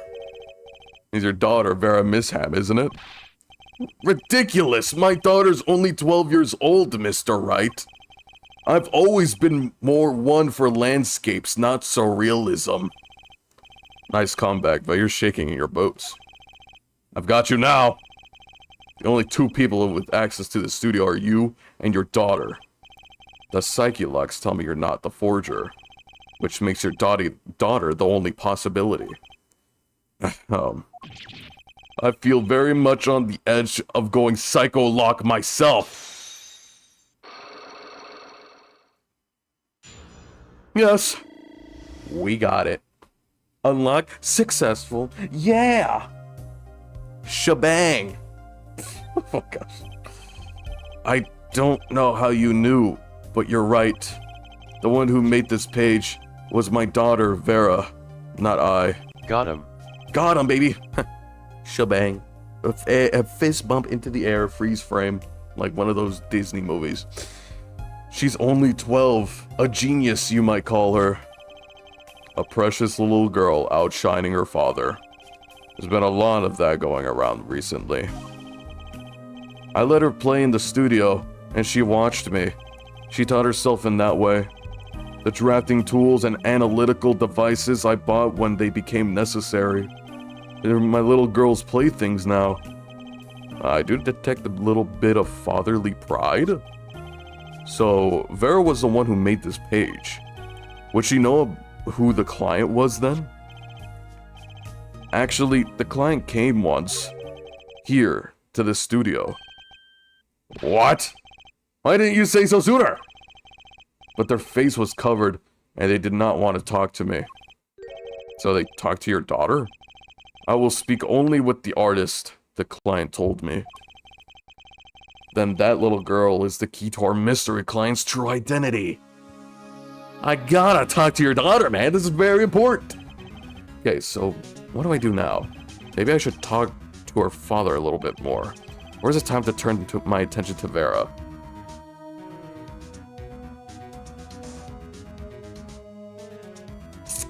I want to talk to Vera. I feel like I've done everything I can with Mr. Misham. Mr. Misham, I have a request. Let me guess, you like to speak to my daughter? Can I? My daughter has never been one to talk to strangers. She's quite shy, extremely so actually. With only one exception. Which was, oddly enough, it was that client. I left the studio while they talked. I returned when they had finished, and she was laughing. It was the first time I'd seen anything of the sort. Damn. That's just really sad, man. That's just really, really sad. You gotta up your pop game, bro. Please, let me speak with her. Alright. Hey, I'm friendly. Hey, ah, damn. This could be tough. Hey! Let's introduce each other. You're Vera, I'm Phoenix Wright. Would you like to have a friendly chat? I'm Phoenix Wright, ex-lawyer and pianist. This is not working. I'm still looking for the keys that say Do Re Mi. Can't find them anywhere. That could work. That could work, Phoenix. Keep going. Keep going. That might work. I'm no good at this. I need something to get through to this girl. The forgeries. Vera, was it? I would you like to have a friendly chat? I'm Phoenix Wright, ex-lawyer and pianist. I'm still looking for the keys that say Do Re Mi. Can't find them anywhere.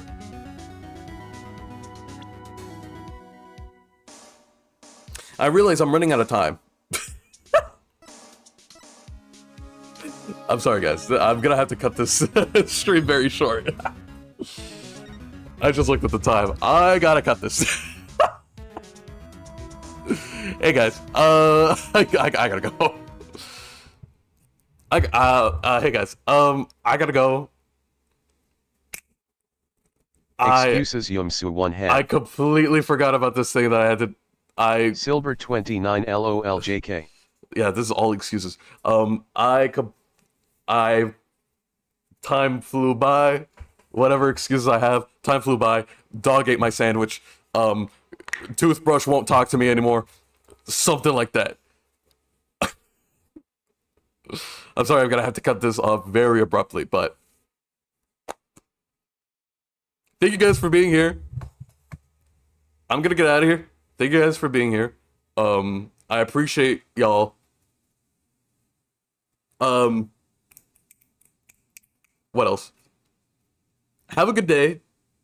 Commissions are open. Join subreddit, Discord. Everything should be down there in the description. Whatever. Plugging my stuff. It's whatever. Thank you for being here. I'll see you guys later. Have a good rest of your day. Goodbye. See you later. Toodaloo. See you later, alligator. Goodbye, crocodile. See you later, baby, and adults alike. Goodbye.